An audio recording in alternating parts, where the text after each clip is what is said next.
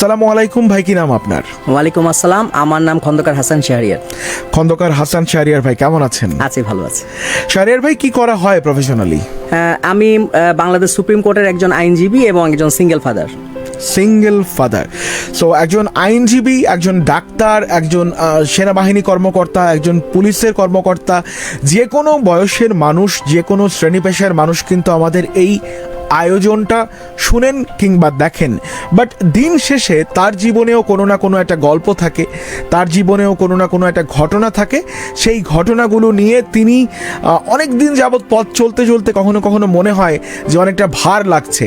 So ভার লাগবার পর যখন তিনি রিয়েলাইজ করেন যে এরকম ঘটনা তো কারো না কারোর সাথে ঘটতে পারে, সো তার আগে যদি আমি কিছু মানুষের সঙ্গে শেয়ার করি, সেখান থেকে যদি একটা মানুষের জীবনেও পরিবর্তন আসে, I think this is enough. So যদি আমার ভুল না হয়, শাহরিয়ার ভাইও সেই কারণে আজকে এখানে এসেছেন। শাহরিয়ার ভাই, আমরা একদম শুরু থেকে আপনাকে একটু পড়তে চাই বা শুরু থেকে একটু জানতে চাই আপনাকে, একদম আপনার ছোটবেলা থেকে। ছোটবেলা আসলে আমার ছোটবেলাটা কেটেছে মূলত পুরাতন ঢাকায়, যেহেতু আমার বাবা বাংলাদেশ ব্যাংকে চাকরি করতেন। তো চাকরির কারণে আসলে একদম শুরুটা হয়েছিল হচ্ছে আমার জন্মটা সূত্রপাত হয়েছে খুলনা শহরে। তো সেখান থেকে হচ্ছে আমরা ঢাকাতে চলে আসি। এরপরে পুরান ঢাকাতেই আসলে বেড়ে ওঠা, পুরাতন ঢাকা কলেজিয়েট স্কুলে আমার হচ্ছে যে শৈশবের অংশটা আমি কাটিয়েছি। এরপরে কলেজের অংশটাতেও এই পুরাতন ঢাকাতেই কাটানো হয়েছে। এরপর ইউনিভার্সিটি লেভেলে আসলাম, তখন এসে একটা পর্যায়ে মনে হয়েছে যে যখন আমি কলেজে আসি তার ঠিক আগ মুহূর্তে মনে হয়েছে যে আমি ডিপ্লোমা ইঞ্জিনিয়ারিং করব, কারণ ওই স্টেজটাতে বাংলাদেশে আসলে ইঞ্জিনিয়ারিংয়ের একটা বেশ ভালো ঝোঁক চলে আসে। তো ডিপ্লোমা ইঞ্জিনিয়ারিং পড়ি এবং একই সাথে তখন আমি এইচএসসিটাও কমপ্লিট করি। তো আমাকে আসলে দুটো একসাথেই করতে হয়েছে। আপনার পরিবারে ভাই বোন ছিলেন কয়জন? আমি আসলে একাই, আমার বাবা আমার ক্ষেত্রে আমি একাই। তো সুতরাং আমাকে আসলে সেই একাভাবেই আমাকে আসলে বেড়ে উঠতে হয়েছে। এবং এই যখন আমি ইঞ্জিনিয়ারিং পড়াটা কমপ্লিট করি, তারপরে আমি হচ্ছে ল পড়া শুরু করি ইস্টার্ন ইউনিভার্সিটিতে, এবং সেখানে অনার্স কমপ্লিট করার পরে প্রাইম ইউনিভার্সিটিতে আমি মাস্টার্স কমপ্লিট করি। এরপর ঢাকা ইউনিভার্সিটিতে জেনোসাইড স্টাডিজ নিয়ে পড়াশোনা করেছি, এবং এরপরে পড়াশোনা করেছি জার্নালিজম নিয়ে, পোস্ট গ্রাজুয়েট ডিপ্লোমা করেছি বাংলাদেশ প্রেস ইনস্টিটিউট থেকে। বাহ, চমৎকার। সো এরপরে এই যে মানে লাভ স্টোরি অনুষ্ঠানে আপনার যে আগমন, এটার জন্য ডেফিনেটলি কোনো না কোনো একটা কারণ আছে। হয়তো বা জীবনে কখনো ভালোবেসেছিলেন, ভালোবেসে ভালো থাকার জন্য চেয়েছিলেন, কিংবা এখনো ভালো আছেন। বাট কিংবা ভালো আছেন কথাটা বলার আগে আসলে একটা জিনিস ভাবতে হয় যে এই যে সিঙ্গেল ফাদার, এটা হওয়ার পেছনে তো কোনো না কোনো একটা গল্প থাকে। সেই গল্পের একদম আগ থেকে আমরা একটু জানতে চাই যে এই কথাগুলো অনেক বছর যাবৎ নিজের ভেতরে আপনি লুকিয়ে রেখেছেন। যেহেতু একজন আইনজীবী, বিভিন্ন মানুষকে আপনি পড়েন, বিভিন্ন মানুষকে আপনি জানেন, কিন্তু ব্যক্তি জীবনে হয়তো বা আপনাকে পড়বার মতো, যদি বলি যে বা জানবার মতো মানুষের খুব অভাব বা বড্ড অভাব এই শহরে। সো একদম শুরু থেকে একটু জানতে চাই যে কিভাবে কি হলো, কেন আপনি আজকে লাভ স্টোরির এই মঞ্চে আসলেন? ভালোবাসাটা কবে আসলো জীবনে? ভালোবাসা তো এক এক সময় এক এক রকম ভাবে আসে। যখন ছোটবেলায় ছিলাম তখন আসলে দেখা গেছে যে আমাদের ওই সময়টাতে তো ইন্টারনেট বা অত কিছু প্রযুক্তি ছিল না। ওই সময়টাতে আমরা তখন দেখা যেত যে আসলে পত্রমিতালি ক্লাব ছিল আমাদের। তো সেই ক্লাবগুলোর মাধ্যমে আমরা কমিউনিকেশন করতাম। রেডিও ক্লাব ছিল, সেইটার মাধ্যমে কমিউনিকেশন করতাম। প্রচুর ফ্রেন্ডস সার্কেল তৈরি হতো। আমার এখনো খুব মনে পড়ে যে ইন্দোনেশিয়ার একটা মেয়ের সাথে আমার কিন্তু এই ফ্রেন্ডশিপ হয়েছিল জাস্ট আমাদের এই লিসেনার্স ক্লাবগুলোর মাধ্যমে, রেডিও লিসেনার্স ক্লাবের। এবং সেখান থেকে সে অনেক ধরনের ইন্দোনেশিয়ার অনেক বইপত্র পাঠাতো। কিন্তু পরবর্তীতে ইন্দোনেশিয়ার যে সুনামিটা হয়, এই সুনামির পরে তার সাথে আমার কমিউনিকেশন হারিয়ে যায়। আমি জানি না আসলে তার কি পরিণতি ঘটেছিল। তো এরকম আসলে কিন্তু মানে কমিউনিকেশন বা ভালো লাগা এটা তো আসলে হয়েছেই জীবনে, এটা তো অস্বীকার করার উপায় নাই। ওকে, তাহলে মানে একদমই ভালোবাসার যেটা মানে ব্যক্তি জীবনে আপনি যখন ফিল করলেন যে একটা মানুষ প্রয়োজন এবং একসঙ্গে হাঁটা শুরু করলেন, সেই গল্পটার একদম শুরু থেকে শেষ অবধি এখন আমরা শুনবো। একদম শুরু থেকে চলুন শুরু করি। শুরু থেকে আসলে যদি বলতে চাই তাহলে একটু আগে বলে নেই, এটার আগে ঠিক যেটা হচ্ছে যে আমি ঠিক যখন কলেজ লাইফে চলে আসি সেই সময়টাতে হচ্ছে যে আমার আম্মার এক জীবনে একটা দুর্ঘটনা ঘটে। সেখান থেকে আসলে মূলত আমাকে আমার লাইফে কিছুটা পরিবর্তন শুরু হয়। উনি আসলে গ্রামের বাড়িতে গিয়েছিলেন, সেটা আমার নানার বাড়িটা হচ্ছে সোনারগাঁও অংশটার মধ্যে পড়েছে, যেটাকে আমরা এখন বলি হচ্ছে যে ভুলতা গাউসিয়া এই জোনটা। তো ওই সময়টাতে যেটা আমি যখনকার কথা বলছি সেটা 99-2000 সালের দিকে, তখন যোগাযোগ ব্যবস্থা তো উন্নত ছিল না। বর্ষাকাল যখন হতো সেই সময়টা নৌকা দিয়ে যেতে হতো। তো আমার আম্মা তখন হচ্ছে আমার মামা খালাদের সাথে হচ্ছে গ্রামের বাড়িতে যান এবং চলে আসার সময় কোনোভাবে হচ্ছে যে ওই যখন তিনি নৌকায় উঠেন সে সময় তার পায়ে কিছু একটা কামড় দিয়েছিল। তো উনি ডায়াবেটিসের পেশেন্ট ছিলেন, উনি হয়তো সেটা বুঝতে পারেন নাই সেভাবে। উনি বাসায় চলে আসেন এবং এরপরে যেটা হয় যে ওনার পায়ে একটা বড় আকারের ইনফেকশন হয়ে যায়, যেটার কারণে সেটা আমরা দেশের বাইরেও নিয়ে গিয়েছিলাম ইন্ডিয়াতে চিকিৎসার জন্য। এবং মাত্র 10 দিনের মধ্যে তার পুরো বডির মধ্যে প্রায় একটা এই বিষক্রিয়া সৃষ্টি হয় এবং একটা পর্যায়ে তার পায়ের একটি অংশ কেটে ফেলতে হয়। ওহো। এটি ফলে যেটা হয়েছিল যে ওই সময় আমার পড়াশোনা কিছুটা বিঘ্নত হয়েছে। যেহেতু আমার বাবা ব্যাংকে চাকরি করতেন, তার পক্ষে আসলে পুরোপুরি সময় দেওয়া সম্ভব হতো না। আমার নিজেকেই আসলে তখন মাকে হাসপাতালে নিয়ে যাওয়া এবং অপারেশন পরবর্তী পর্যায়ে তার কৃত্রিম পা সেট করার জন্য ব্র্যাকের শ্যামলী সেন্টারে তাকে নিয়ে যেতে হতো, এক্সারসাইজ করাতে হতো সেখানে। এই জিনিসগুলো আমাকে রেগুলার করতে হতো এবং ওই সময়টা আমাদের জন্য খুব কষ্টকর হয়ে যায়, কারণ ঢাকা শহরের জ্যাম, একাকি অ্যাম্বুলেন্সে আপ ডাউন করানো, এই সব কিছু মিলে খুব কষ্টকর বিষয় ছিল। তো এই স্টেজটা আমাদের জন্য প্রবলেম হয়। পরবর্তী পর্যায়ে আমরা 2003-এ আমি এলিফ্যান্ট রোডে চলে আসি, আমার এখন যেখানে আমার বাসা সেখান থেকে আমি চলে আসি। এবং এটা চলে আসার উদ্দেশ্যটাই ছিল যে আশেপাশে হাসপাতাল আছে, ডক্টরস আছে, খুব সহজেই মাকে ট্রিটমেন্ট করানো যায়, দেখানো যায়। তো সেইটার কারণে চলে আসি। এরপরে যেটা হয় যে এই ঘটনার প্রভাবটা আমার মোটামুটি বেশ একটা লেভেল চলতে থাকে এবং হুট করে যেহেতু আমার সুস্থ সবল মা যেহেতু অসুস্থ হয়ে যান, তিনিও মানসিকভাবে একটা খুব বিপর্যয়ের মধ্যে ছিলেন যে আসলে মানে একজন অন্যজন হাঁটতে পারছেন না হঠাৎ করেই 10 দিনের মধ্যে। তখন তার আসলে স্বাভাবিকভাবেই তিনি যেভাবে মুভমেন্ট করার কথা, তার মানসিক যেই শক্তিটা থাকার কথা সেটি তার ছিল না। এটি একটা বড় রকমের সমস্যা। আমার মা কিন্তু হচ্ছে বাসার কাজের লোক থাকলেও উনি নিজ হাতে রান্না করতে খুব পছন্দ করতেন। তো যার কারণে এই জিনিসটা তাকে খুব মানে একটা ধাক্কা দিত যে তার পরিবারের সদস্যরা ঠিকমতো খাওয়া দাওয়া করছে কিনা, তিনি কিন্তু অসুস্থ অবস্থাও এই জিনিসটা অনুভব করতেন।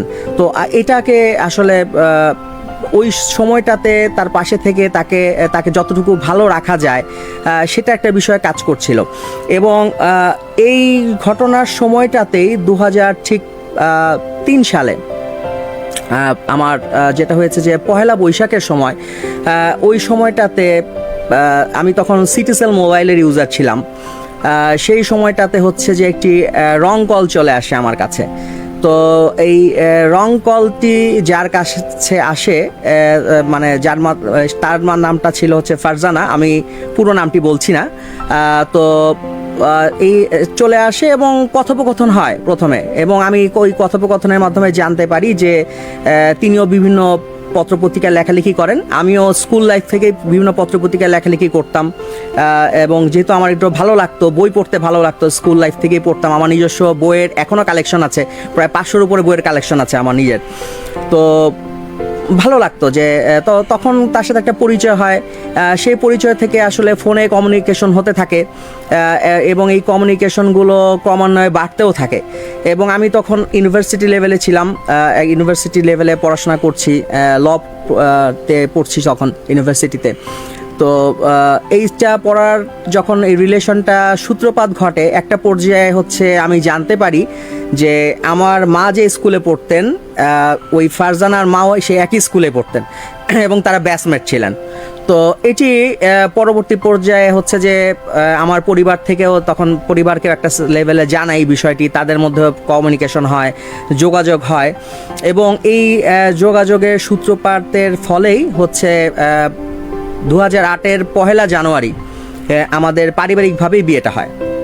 আচ্ছা, 2008-এর 1 জানুয়ারি হচ্ছে আপনাদের পারিবারিকভাবে হচ্ছে বিয়ে হলো, বাট বিয়ে হওয়ার আগে এই যে আপনাদের রং কলে পরিচয় থেকে কথাবার্তা শুরু, একটা বন্ধুত্বের সম্পর্ক, প্রেমটা প্রায় কতদিন করায় বা সম্পর্কটা কতদিন করে, সেখানে কি প্রেমের কোনো অস্তিত্ব ছিল? এটা ধরেন হচ্ছে 2003 থেকে 2008-এ প্রায় 5 বছরের মতো কমিউনিকেশনটা হয়। ধরেন আমার সাথে কথাবার্তা সূত্রপাত হওয়ার পরে প্রায় 7-8 মাস পরে আমাদের দেখা হয়, এবং সেই দেখাটা হয়েছিল আমাদের কর্ণফুলী গার্ডেন সিটিতে। দেখা সাক্ষাৎ হয়, তখন আমি মানে আরও বিস্তারিতভাবে জানতে পারি তাকে, এবং তখন হচ্ছে যে তার বাসা ছিল খিলগাঁও।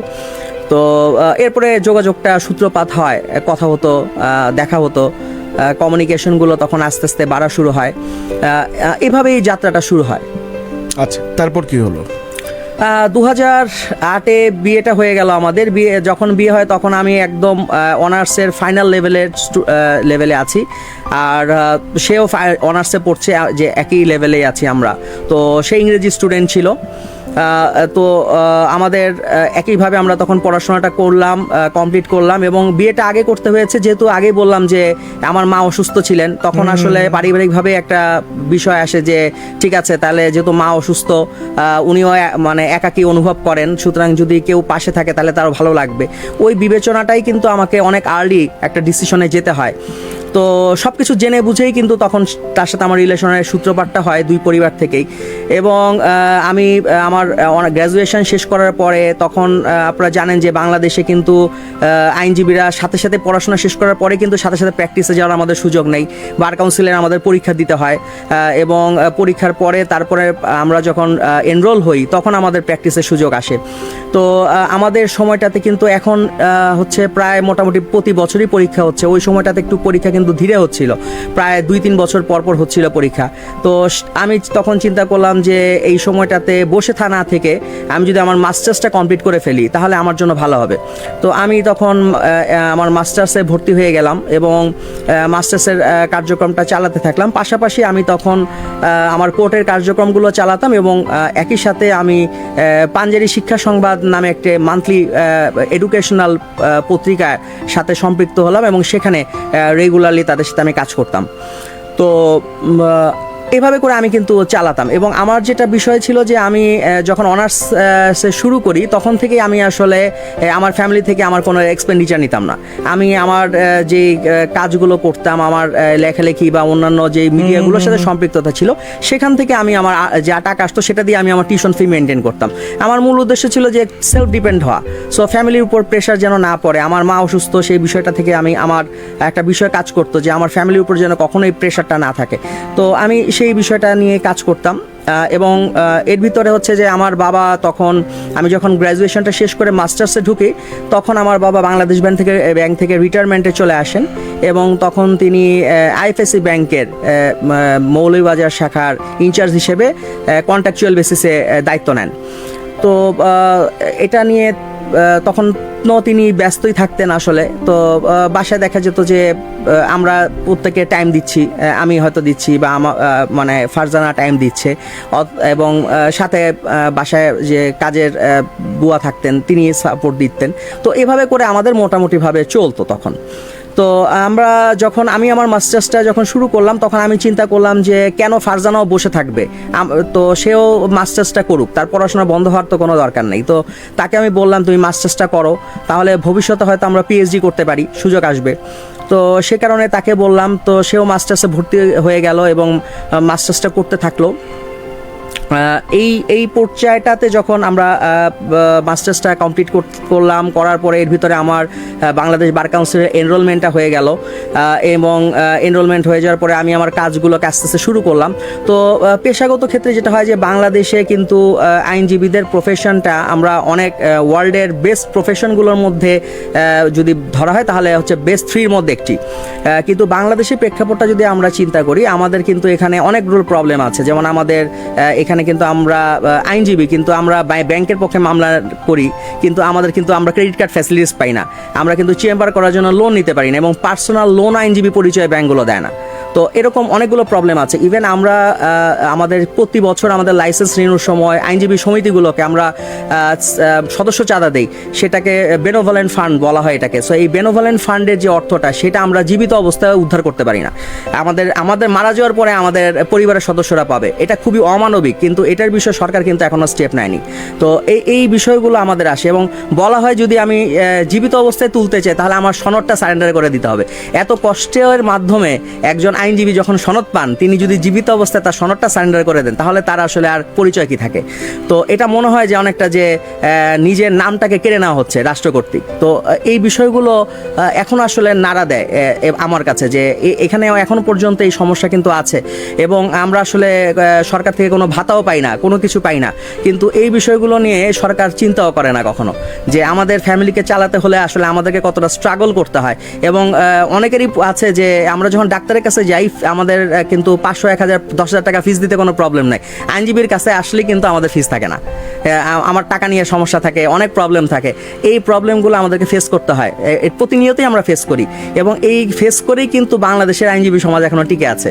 তো এই প্রবলেমগুলো কিন্তু আমাকেও ফেস করতে হয়েছে, হ্যাঁ, এবং স্টিল নাও এখনো এত বছর পরেও আমাকেও এখনো ফেস করতে হয়, কারণ অনেককেই পাই। এবং আমি 1000-এর উপরে এখন পর্যন্ত মানুষের বিনামূল্যে আইনগত সেবা দিয়েছি, চেষ্টা করেছি এবং এখনো চেষ্টা করি যতখানি পারি কন্ট্রিবিউশন করার জন্য, যে যাতে করে যদি একটু উপকার হয় মানুষের, কেউ যদি সুবিচার পায়, কারো হয়তো সমস্যা আছে, ঠিক আছে, চেষ্টা করলাম, সেটা করে দেওয়ার চেষ্টা করি।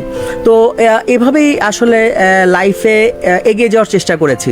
তো 2009-এর দিকে হচ্ছে আমার 17ই অক্টোবর আমার মেয়ের জন্ম হয়। এটা এর মধ্যে আপনি বলছিলেন যে আপনার ওয়াইফ, আপনি চাচ্ছিলেন যে তিনিও মাস্টার্সটা কমপ্লিট করুক, পরে একসঙ্গে পিএইচডি করা যাবে। তিনি কি মাস্টার্সে ভর্তি হয়েছিলেন? হ্যাঁ, মাস্টার্স ভর্তি হয়েছেন এবং মাস্টার্সটা তিনি কমপ্লিট করলেন এবং আমাদের একদম ঠিক মাস্টার্সের যখন প্রায় শেষের দিকে চলে আসলো সেই লেভেলটাতে এসে হচ্ছে আমার মেয়ের জন্ম হয়। তো 17ই অক্টোবর জন্ম হয় 2009-এ এবং আমারও তখন প্রায় মাস্টার্সের একদম শেষ লেভেলটাতে ছিল, মানে শেষ সেমিস্টারে আমি ছিলাম। তো এটা মানে জন্ম হয়। তারপর জন্ম হওয়ার পরে যেটি হয় যে এর কিছুদিন পরেই আমাদের হচ্ছে যে 2010-এ হচ্ছে 1 জুন এই সময়টাতে হচ্ছে যে আমার বাচ্চার মা ফারজানার চাকুরি হয়। সেটি হচ্ছে যে আদ্দিন হাসপাতালে, ওদের হচ্ছে একটি নার্সিং ইনস্টিটিউট আছে, সেখানটাতে তার চাকুরি হয় ইংরেজি ডিপার্টমেন্টে, ইংরেজি শিক্ষক হিসেবে।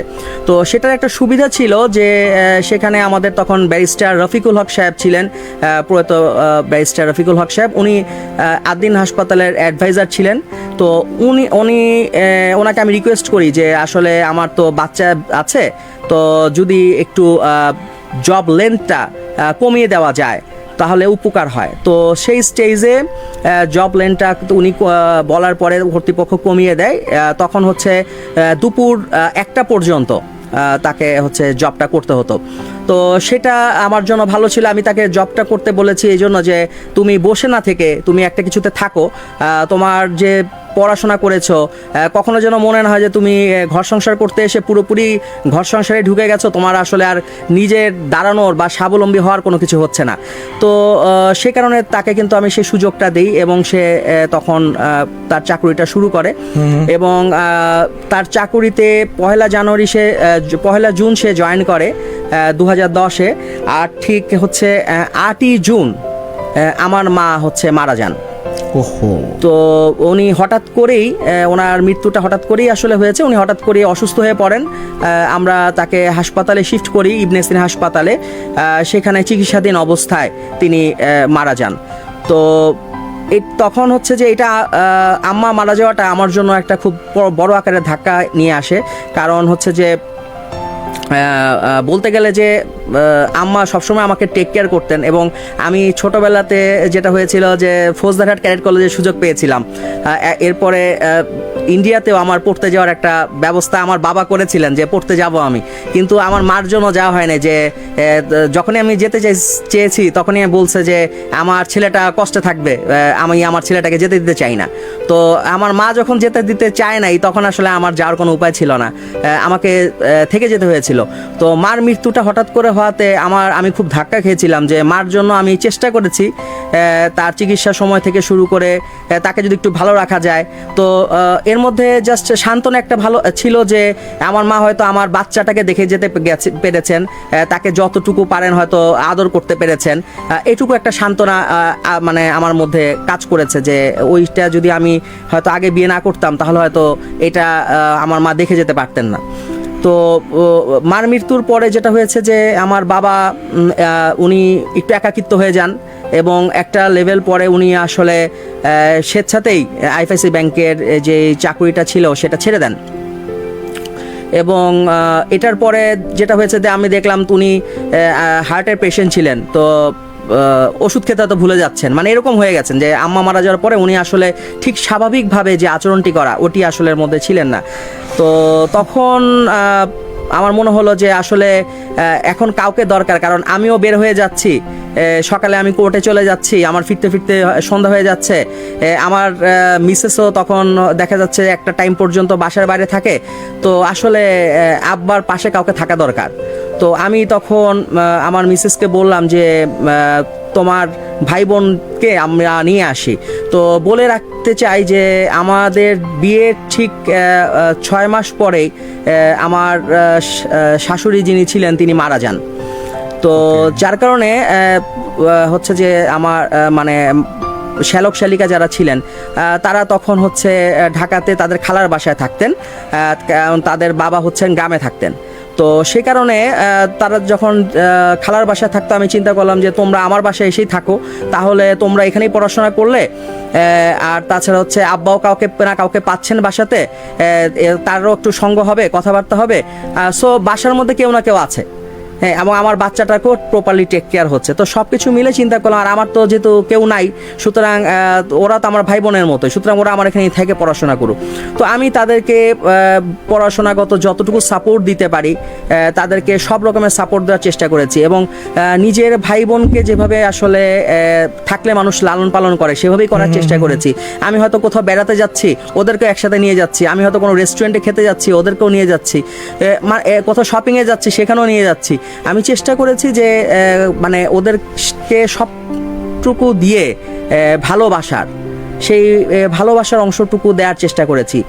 এবং একটা পর্যায়ে এসে এখানে আমার শালিকা যিনি ছিলেন সে ইঞ্জিনিয়ারিংয়ে পড়াশোনা করেছে স্ট্যামফোর্ড ইউনিভার্সিটিতে। তো তার পড়াশোনা শেষ হয়, শেষ হওয়ার পরে তখন তার জব দরকার। তো ওই সময় আমার একজন ফ্রেন্ড, সে হচ্ছে ব্র্যাক ব্যাংকে ছিলেন, তো তাকে আমি রিকোয়েস্ট করলাম যে তোমাদের এখানে যদি ভ্যাকেন্সি হয় তুমি দেখতে পারো আমার শালিকাকের জন্য। তো ওকে সিভি দেয়, এবং হঠাৎ করে একদিন আমাকে ফোন দেয় যে আমার এখানে এক ভ্যাকেন্সি খালি আছে, তুমি ওকে পাঠাও ইন্টারভিউয়ের জন্য। তো পাঠাই, এবং সে ইন্টারভিউ দেয়, তার জবটা হয়ে যায়। তো জব হয়ে যাওয়ার পরে সে ওখানে জয়েন করে। তো স্বাভাবিকভাবে মানে একটা লাইফে তারও একটা গতি চলে আসে। তো ওই স্টেজেই তখন 2013-র দিকে সে একজন হঠাৎ করে একদিন আমাদেরকে জানায় যে সে একজনকে পছন্দ করে, সেই শালিকা। তো সে পছন্দ করে, ওর নাম হচ্ছে ইনা আর কি। তো সে পছন্দ করে এমন সুমন নামে একটা ছেলেকে, সুমন বড়ুয়া, বৌদ্ধ ধর্মাবলম্বী। তো তখন আসলে মুসলমান বৌদ্ধ বিয়ের মধ্যে নিয়ে আমাদের তো সামাজিকভাবে বিভিন্ন রকম প্রবলেম আছে, সেটা ওকে বোঝানোর চেষ্টা করি, এবং আমি ছেলেটার সাথে পার্সোনালি কথা বলি। তো একটা পর্যায়ে সে বলে যে না, আমি আসলে মুসলিম ধর্ম গ্রহণ করতে চাই। তো আমি তখন তাকে বলি যে দেখো, আসলে শুধু বিয়ের জন্য মুসলিম ধর্ম গ্রহণ করে লাভ নাই, তুমি আসলে সত্যিকার অর্থেই করতে চাও কিনা সেটি নিয়ে একটু চিন্তা করো। এবং আমি তাকে তখন কিছু আমাদের ধর্মীয় বইপত্র যেগুলো আছে দেই, এবং একজন হুজুরের সাথে কমিউনিকেশন করিয়ে দেই যে তুমি কমিউনিকেশন করে দেখো, তোমার কাছে যদি মনে হয় তাহলে তুমি আগাও, জোর করে কখনো এই ধরনের রিলেশনে যেও না, সেটা আসলে টিকবে না। তো সে আমাকে 7 দিন সময় দেয়, তারপরে আমাকে জানায় যে না, আসলে সে মুসলিম ধর্ম গ্রহণ করবে। এবং তখন কোর্টে গিয়ে প্রপার যে ওয়েতে আমাদের অর্থাৎ নোটারি করা এবং পত্রিকাতে বিজ্ঞাপন দেওয়া, যা যা কিছু করা, তার সার্টিফিকেট পরিবর্তন করা, সে সব কিছু করে সে মুসলিম ধর্ম গ্রহণ করে। এটা গ্রহণ করার পরে তখন এরপরে তা মানে পারিবারিকভাবেই তখন হচ্ছে তার বিয়েটা হয়। তো বিয়ে দিয়ে দেওয়া হয়। তো বিয়ের পরে যেটা হয়েছে যে যেহেতু সে বৌদ্ধ ধর্ম গ্রহণ থেকে মুসলিম ধর্মে চলে আসে, তখন হচ্ছে যে প্রথম দিকে তার পরিবার মেনে নিতে চাচ্ছিল না। তো সেই কারণে আমি তখন বলেছি ঠিক আছে তুমি আমার বাসাতেই থাকো। তো তখনও আমি তাকে আমার বাসাতেই রাখি, যাতে করে হচ্ছে যে তার পরিবার একটা পর্যায়ে মেনে নিবে, কারণ হুট করে একজন যদি ধর্ম পরিবর্তন করে স্বাভাবিকভাবেই তার পরিবারের মেনে নেওয়ার কথা না। তো এই প্রবলেমটা সে ফেস করছিল, তো আমার কাছে মনে হয়েছে যে না, তার পাশে থাকাটা দরকার। তার পাশে থেকে তাকে যতটুকু সাপোর্ট দিতে পারি আমি চেষ্টা করেছি আমার পক্ষ থেকে সাপোর্টটা দেওয়ার। তো আমার কাছে ভালো লেগেছে যে ছেলেটার মধ্যে ভালোবাসাপূর্ণ বিষয় ছিল, যে সে কারণে সে এত বড় সাহস দেখানোর চিন্তা হয়তো করেছে। তো আমি এটাকে গ্রহণ করেছি যে না, এটা খুব ভালো দিক, একজন এটা ওয়েলকাম জানিয়েছি, তাকে পাশে থেকেছি। ঘটনা খুব ভালোভাবে এভাবে চলছিল। আমি আমার কর্মব্যস্ত, ফ্যামিলি লাইফ খুব সুন্দরভাবে, মানে যেটাকে বলা যায় যে সুখী সুন্দর জীবন যেটা বলি, সেভাবেই কিন্তু চলছিল। মেয়েটাও আমার বড় হচ্ছে ক্রমান্বয়ে। এই ঘটনার মধ্যেই ঠিক যেটা হচ্ছে যে 3রা জুন 2015 আমার জীবনের সবচেয়ে বড় একটি ধাক্কা আমি খাই। সেটি হচ্ছে যে ঠিক সেই দিনটা ছিল শবে বরাতের পরের দিন। আমি এবং আমার বাবা দুপুরবেলা একই সাথে আমরা খাওয়া দাওয়া করছি। তো খাওয়া দাওয়া শেষ করে আমি পুরাতন ঢাকায় আমার জজ কোর্টের চেম্বারে যাব। ওই দিনটাতে হচ্ছে যে নর্মালি যেটা হয় যে আমাদের আইনজীবীদের চেম্বারে তো মামলা শেষ হলে প্রচুর ফাইল জমে যায়। তো এরকম অনেকগুলো ফাইল টেল জমে আছে। তো চিন্তা করলাম আমার জুনিয়র যারা ছিল আমার সাথে কাজ করতো, আমার অ্যাসোসিয়েট পার্টনার, ওদেরকে বলেছি যে তোমরা আসো, আমরা চেম্বারটাকে একটু ক্লিন টিন করি এবং পুরোনো ফাইলগুলো যেগুলো শর্টিং আছে সে করে আমরা এগুলোকে ডিস্ট্রয় করে ফেলি, যেগুলো লাগবে না। এবং এরপরে একসাথে যেহেতু সবে বরাতের পরের দিন আমরা বিকেলবেলা একসাথে আমার বাসাতেই খাওয়া দাওয়া করবো। তো যথারীতি আমি আমার বাবার সাথে একসাথে খাওয়া দাওয়া করলাম। আমি জানতাম না যে আসলে এটাই তার সাথে আমার শেষ খাওয়া দাওয়া। তো দুপুরে একই সাথে খাওয়া দাওয়া করলাম। খাওয়া দাওয়া শেষ করে আমি বাসা থেকে জাস্ট যখন বেরোচ্ছি তখনও আমার বাবা টেবিলেই বসা, উনি ওষুধ খাচ্ছেন আমি দেখলাম। আমি লিফটে করে বাসা থেকে নেমে গেলাম।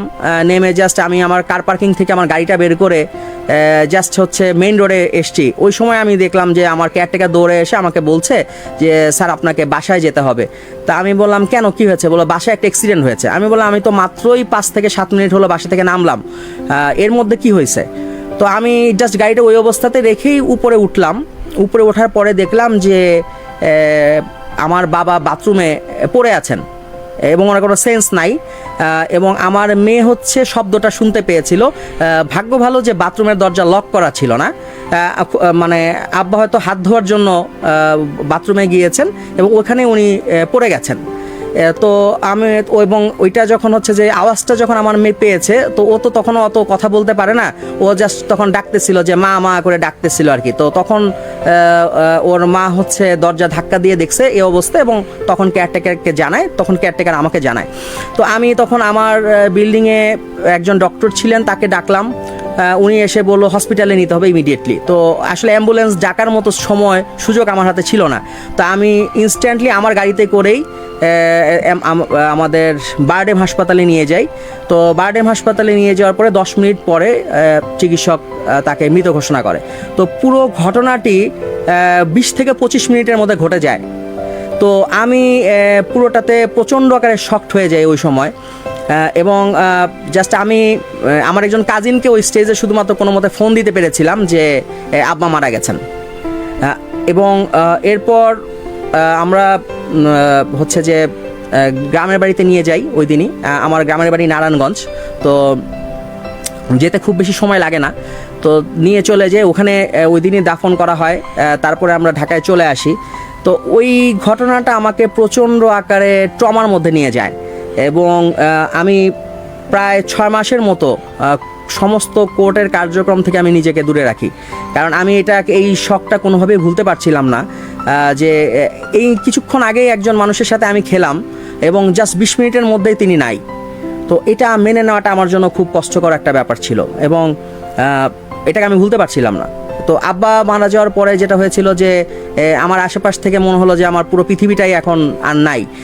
মারা যাওয়ার পরে আব্বা ছিলেন, তখন আমি একটা ভরসা পেতাম, আস্থার একটা জায়গা ছিল। কিন্তু যখন আব্বা চলে গেলেন তখন আমার হাতে আসলে আর কোনো কিছুই ছিল না, পুরোটাই আমার অন্ধকারের মতো হয়ে গেল। ওই স্টেজটাতে যখন আসলে আমার খুব সাপোর্ট দরকার ছিল, তখন আমি আসলে দেখলাম যে আমার যাদেরকে আমি খুব কাছের মনে করে, আপন মনে করে, নিজের ভাই বোনের মতো মনে করে, যাদেরকে আমি আমার বাসায় রেখেছি, পড়াশোনা করাচ্ছিলাম, সাপোর্ট দিচ্ছি, ওই সময়টাতে আমার ওই শ্যালক হচ্ছে ডিপ্লোমা ইঞ্জিনিয়ারিংয়ে ভর্তি করে দিয়েছিলাম তাকে। তো সে কিন্তু তার পড়াশোনার দিকে মনোযোগ ছিল না, সে পড়াশোনা করতো না, নানান রকমের প্রবলেম করতো। তো তারপরে তাকে আমি চেষ্টা করতাম যে না, তুমি পড়াশোনা করো, তোমাকে তো আগাতে হবে, লাইফ তো এইভাবে চলবে না। এই জিনিসগুলোর মধ্যে আসলে আমি যখন এই ধাক্কাটা খেলাম, আমি দেখলাম যে তারা আসলে, আমি যখন একাকী হয়ে গেলাম ওই সময় তাদের চেহারাটা ঠিক অন্যরকম হয়ে গেল। আমি দেখলাম যে তারা মানে বিষয়টা এমন হয়ে গেল যে যখন মানুষের আসলে চারপাশে কেউ থাকে না, তখন যেন হচ্ছে যে তাকে গ্রাস করার একটা বা ধ্বংস করার একটা মন মানসিকতা এরকম একটা তাদের মধ্যে ফুটে উঠলো, যেটা আমার কাছে খুব অস্বাভাবিক লাগা শুরু হলো। আমি তাদের এই আচরণের সাথে পরিচিত ছিলাম না। তো ওই স্টেজে যেটা হলো যে আমি আমার ওই শ্যালক যেহেতু পড়াশোনা করতে চাইতো না, তাকে অনেকটা জোর করেই পড়াশোনা করাতাম এবং আমি তখন তাকে বললাম যে তুমি কাজ করো, তুমি পাশাপাশি হচ্ছে একটা জায়গায় জব করো। ও ইংরেজিতে অনেক ভালো ছিল, তো কমিউনিকেশনে। তো আমি আমার একটা ফ্রেন্ডকে রিকোয়েস্ট করলাম যে ওর একটি আইটি ফার্ম ছিল, তো আমি তাকে অনুরোধ করলাম যে তুমি তোমার আইটি ফার্মটাতে ওকে নাও এবং ওকে কাজ শেখাও, যাতে করে ওর লাইফটা আগায়। কারণ ও যদি এরকমভাবে চলতে থাকে তাহলে আসলে লাইফ তো এইভাবে চলবে না, ওকে তো আগাতে হবে। আর সারা জীবন তো আমি ব্যাকআপ দিয়ে চালাতে পারবো না, তো ওকে তো চলতে হবে। তো তখন ওকে নেওয়া হলো সেই আইটি কোম্পানিতে। তো ওদের ওখানে সে যেত, সেখানেও অনেক কাজ মানে দেখা গেছে বাসা থেকে বেরোচ্ছে, অফিসে যাচ্ছে বলে সে অফিসে যেত না, সে বিভিন্ন জায়গাতে দেখা গেল বিভিন্ন ছেলেদের সাথে আড্ডা মারতো, এরকম নানান কর্মকাণ্ড করতো। আচ্ছা, এই যে ঘটনাগুলো ঘটছে, মানে আমরা যারা দর্শক বা আমি আমার জায়গা থেকে শাহরিয়ার ভাই কিছু প্রশ্ন বা 1-2টা প্রশ্ন, এই যে ঘটনাগুলো ঘটছে যে আপনার ফাদার এক্সপায়ার করলেন, তারপরে হচ্ছে আস্তে আস্তে আপনি একা হয়ে গেলেন, সো এই জায়গাগুলোতে আপনার স্ত্রীর ভূমিকা কেমন ছিল? অনেকেরই প্রশ্ন এটা দেখতে পাচ্ছি অডিয়েন্সের পক্ষ থেকে, যে তার ভূমিকাটা কেমন ছিল, মানে আপনি যখন একদম একা হয়ে গেলেন সেই সময়ে তার পক্ষ থেকে সাপোর্টটা কেমন ছিল আপনার প্রতি? সাপোর্টিংটা বলতে মানে হচ্ছে যে আসলে যখন বাবা মারা যাওয়ার পর থেকে তার ভাই বোনের যে আচরণগুলো পরিবর্তন হতে শুরু করে, সেটার সাথে আমি তার মধ্যেও কিছুটা পরিবর্তন লক্ষ্য করতে পারি। যেমন হচ্ছে যে যেহেতু এখানে বাসাতে আসলে মুরব্বি কেউ নেই, এবং তখন আসলে হচ্ছে যে অনেকটা ফ্রিডম কাজ করে। আর আমি কিন্তু কখনো আসলে আধুনিক মন মানসিকতার মানুষ, সেই কারণে আমি আসলে অনেক কিছুতে বাধা দিতাম না। তো দেখা যেত যে সে হচ্ছে যে তার বান্ধবীদের সাথে চলে গেছে, যে এখন আমি মুভি দেখতে যাচ্ছি, যেতেই পারে, প্রবলেম নেই, কিন্তু মুভি দেখতে গিয়ে দেখা গেল যে 5 ঘন্টা তার খবর নাই। তো এরকম ঘটনা ঘটতে থাকে। আপনার সন্তান তখন একা থাকছে? আমার সন্তান তখন একা থাকছে। তো এরকম ঘটনা কিন্তু ঘটছে। তারপরে দেখা গেল যে হয়তো সে তার বোনের সাথে বের হয়ে গেছে, সেখানে মানে লম্বা একটা সময় সে নাই। যেই জিনিসগুলো কিন্তু যখন আমার বাবা কিংবা মা জীবিত ছিলেন তখন কিন্তু এই ঘটনাগুলো ঘটতো না, মানে এত পরিমাণে ঘটতো না, বা একটা নির্দিষ্ট সময়ের মধ্যে চলে আসতো। তো এইরকম ঘটনাগুলো ঘটতে থাকলো, অহরহই ঘটতে থাকলো। তো এই জিনিসগুলো তখন আমি নোট করলাম যে আসলে এগুলো কেন হচ্ছে, বা এগুলো তো হওয়া উচিত না, কারণ আমার বাচ্চাটা তো বড় হচ্ছে, তাকে একটু প্রপারলি টাইম দেওয়া উচিত। তো সেই বিষয়টা নেই। এবং আমিও যেহেতু তখন কিছুটা মানে মানসিক ট্রমার কারণেই আমি কিছুটা যেহেতু কাজ থেকে দূরে থাকছিলাম, তখন আমি এই জিনিসগুলোকে ভালোভাবেই মানে নোট করতে পারলাম যে আসলে এই ঘটনাগুলোকে ঘটছে। এই ঘটনাগুলো ঘটার মধ্যেই হঠাৎ করেই এই মানে আমার এক্স ওয়াইফ ফারজানার ভাই হঠাৎ করে একদিন আমাকে জানালো যে তার সাথে একটা মেয়ের অ্যাফেয়ার আছে এবং সে তাকে বিয়ে করতে চায়। তো আমি একটু মানে অবাকই হলাম যে মাত্রই কিছুদিন হলো তাকে একটা জবে দিয়েছি এবং সে এখনও আসলে কিন্তু পরিপূর্ণভাবে তার পড়াশোনাও শেষ করেনি।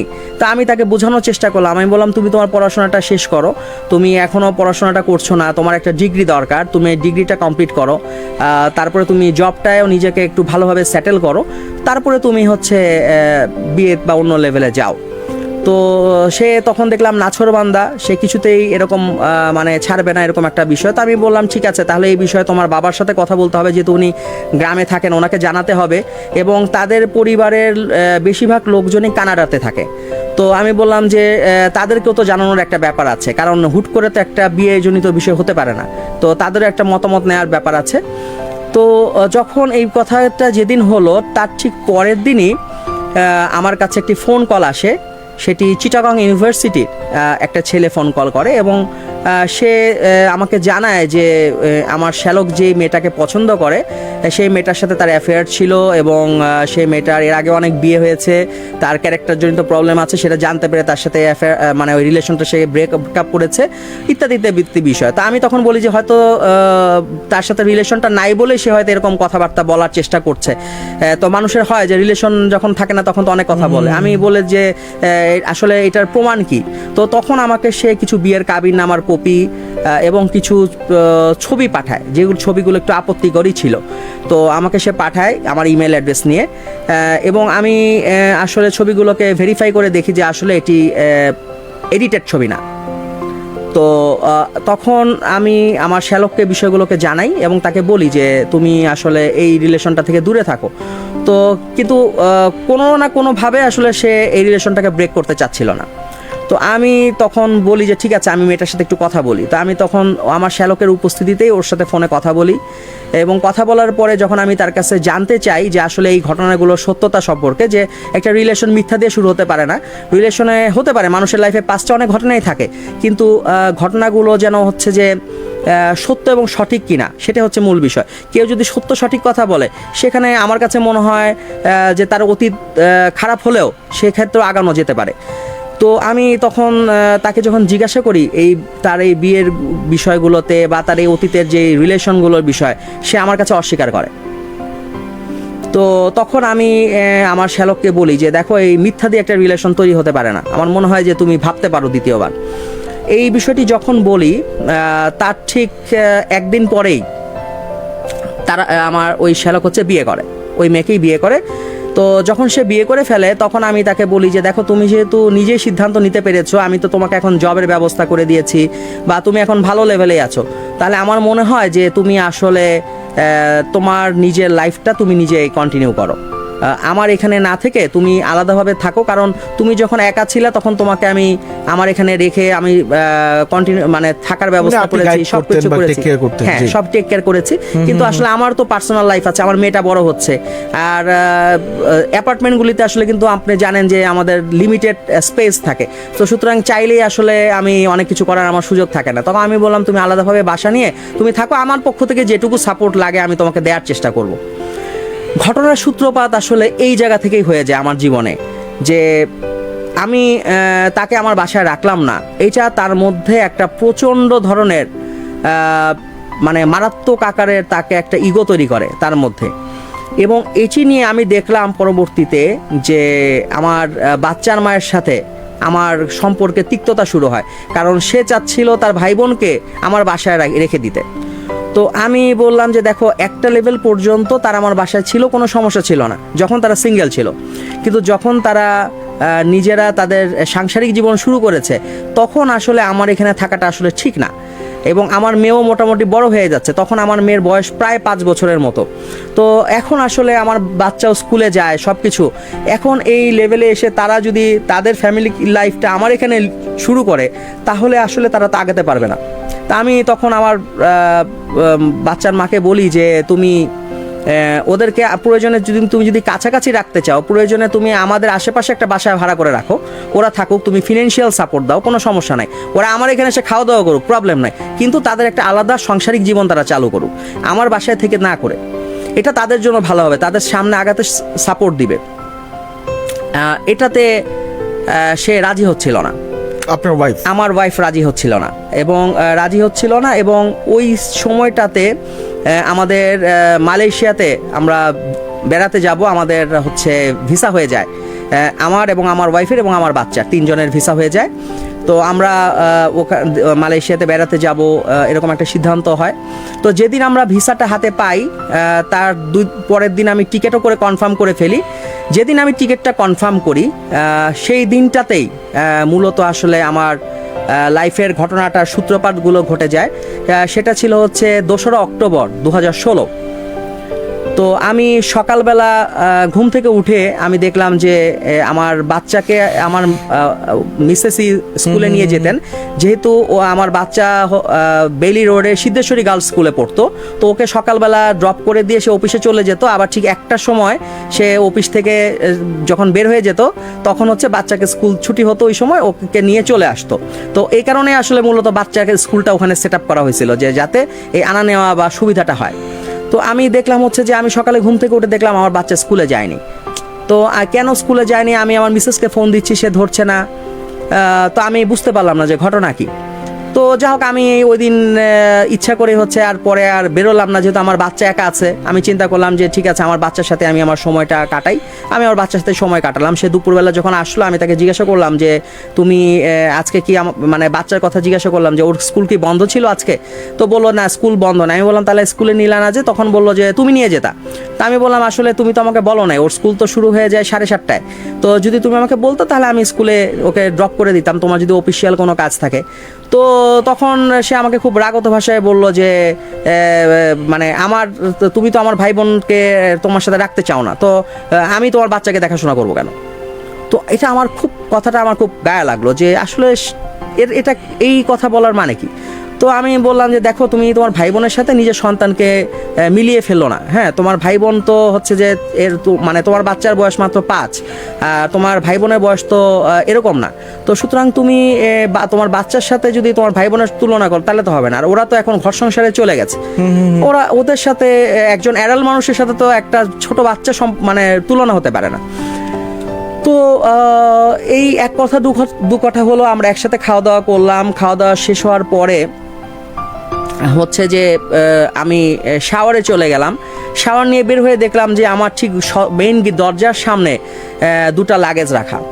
তো আমি মনে করলাম যে হয়তো আমরা যেহেতু মালয়েশিয়াতে যাওয়ার আমাদের ভিসা হয়ে গেছে, হয়তো সেই কারণে সে সেট আপ করছে। তা আমি বললাম যে দেখো, তুমি বেশি কিছু নেওয়ার প্রয়োজন নাই, আমরা যেহেতু মোটামুটি 1 সপ্তাহের জন্য একটা ট্যুরে যাব, সো তুমি একটা লাগেজ নিলেই হবে, তুমি যা কিছু কেনাকাটা করতে চাও ওখান থেকে কেনাকাটা করে নিয়ে এসো। তো তখন সে আমাকে বলছে আমি মালয়েশিয়া যাওয়ার জন্য লাগেজ গুছাচ্ছি না, আমি এখন বাসা থেকে চলে যাচ্ছি। তো আমি বললাম তুমি চলে যাচ্ছ কেন, কি কারণে চলে যাবা? তো সে আমাকে বলছে যে আমার ইচ্ছা, আমি এখন চলে যাব, তোমার কোনো কিছু যদি প্রয়োজন পড়ে আমাকে ফোন দিবা। তো আমি বললাম ঠিক আছে, ফোন দিব, সেটা কোনো বিষয় না, বাট রিজনটা কি? তুমি কোনো মানে তুমি যদি মেন্টালি ট্রেস থাকো, আমাদের এরই মধ্যে ভিসা হয়ে গেছে, টিকিট কনফার্ম, হোটেল বুকিং হয়ে গেছে, সব ওকে। সো আমরা 31 তারিখে আমরা দেশে বাইরে যাচ্ছি। তো তুমি এর মাঝে কেন তুমি হচ্ছে মানে বাসা থেকে বের হয়ে যাবে? বাসা থেকে বের হয়ে যাওয়ার তো কোনো রিজন ঘটে নাই। তো এটা বলার পরে সে আমাকে বলছে যে আমি এখন বাসায় থাকবো না, আমাকে কোনো জোর করবা না। এবং সে বাসা থেকে বের হয়ে যায়। তো বের হয়ে যাওয়ার পরে আমি তখন খুব অবাক হয়ে যাই যে আসলে কি হচ্ছে। এবং সে আমার বাচ্চাটা তখন অবাক হয়ে কিন্তু তাকায় আছে, ছোট বাচ্চা, সে অবাক হয়ে তাকায় আছে। তো আমি আমার বাচ্চাটাকে কোলে নিলাম শুধু, ও অবাক হয়ে তাকায় আছে যে তার মা মানে সুটকেস নিয়ে বের হয়ে যাচ্ছে বাসা থেকে।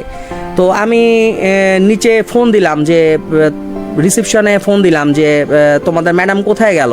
তো আমাদের কেয়ারটেকার আমাকে বললো যে ওনার ভাই নিচে ওয়েট করছিল, ওনার ভাই ওনাকে নিয়ে গেছেন।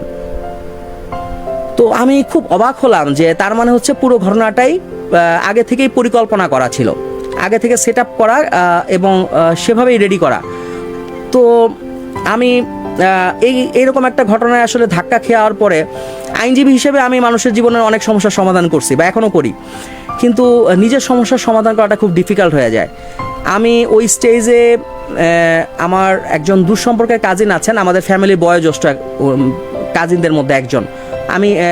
উনি পুরাতন ঢাকা লালবাগে থাকেন। ওনার নাম হচ্ছে জোবায়ের হোসেন। তো আমি জোবায়ের ভাইকে ফোন দেই, আমি বলি জোবায়ের ভাই এরকম ব্যাপার, আমি বুঝতে পারছি না আসলে আমি কি করব, আপনি মানে একটু বাসায় আসেন। তো উনি বাসায় আসেন এবং বাসায় আসার পরে আমার কাছ থেকে পুরো ঘটনা শুনেন।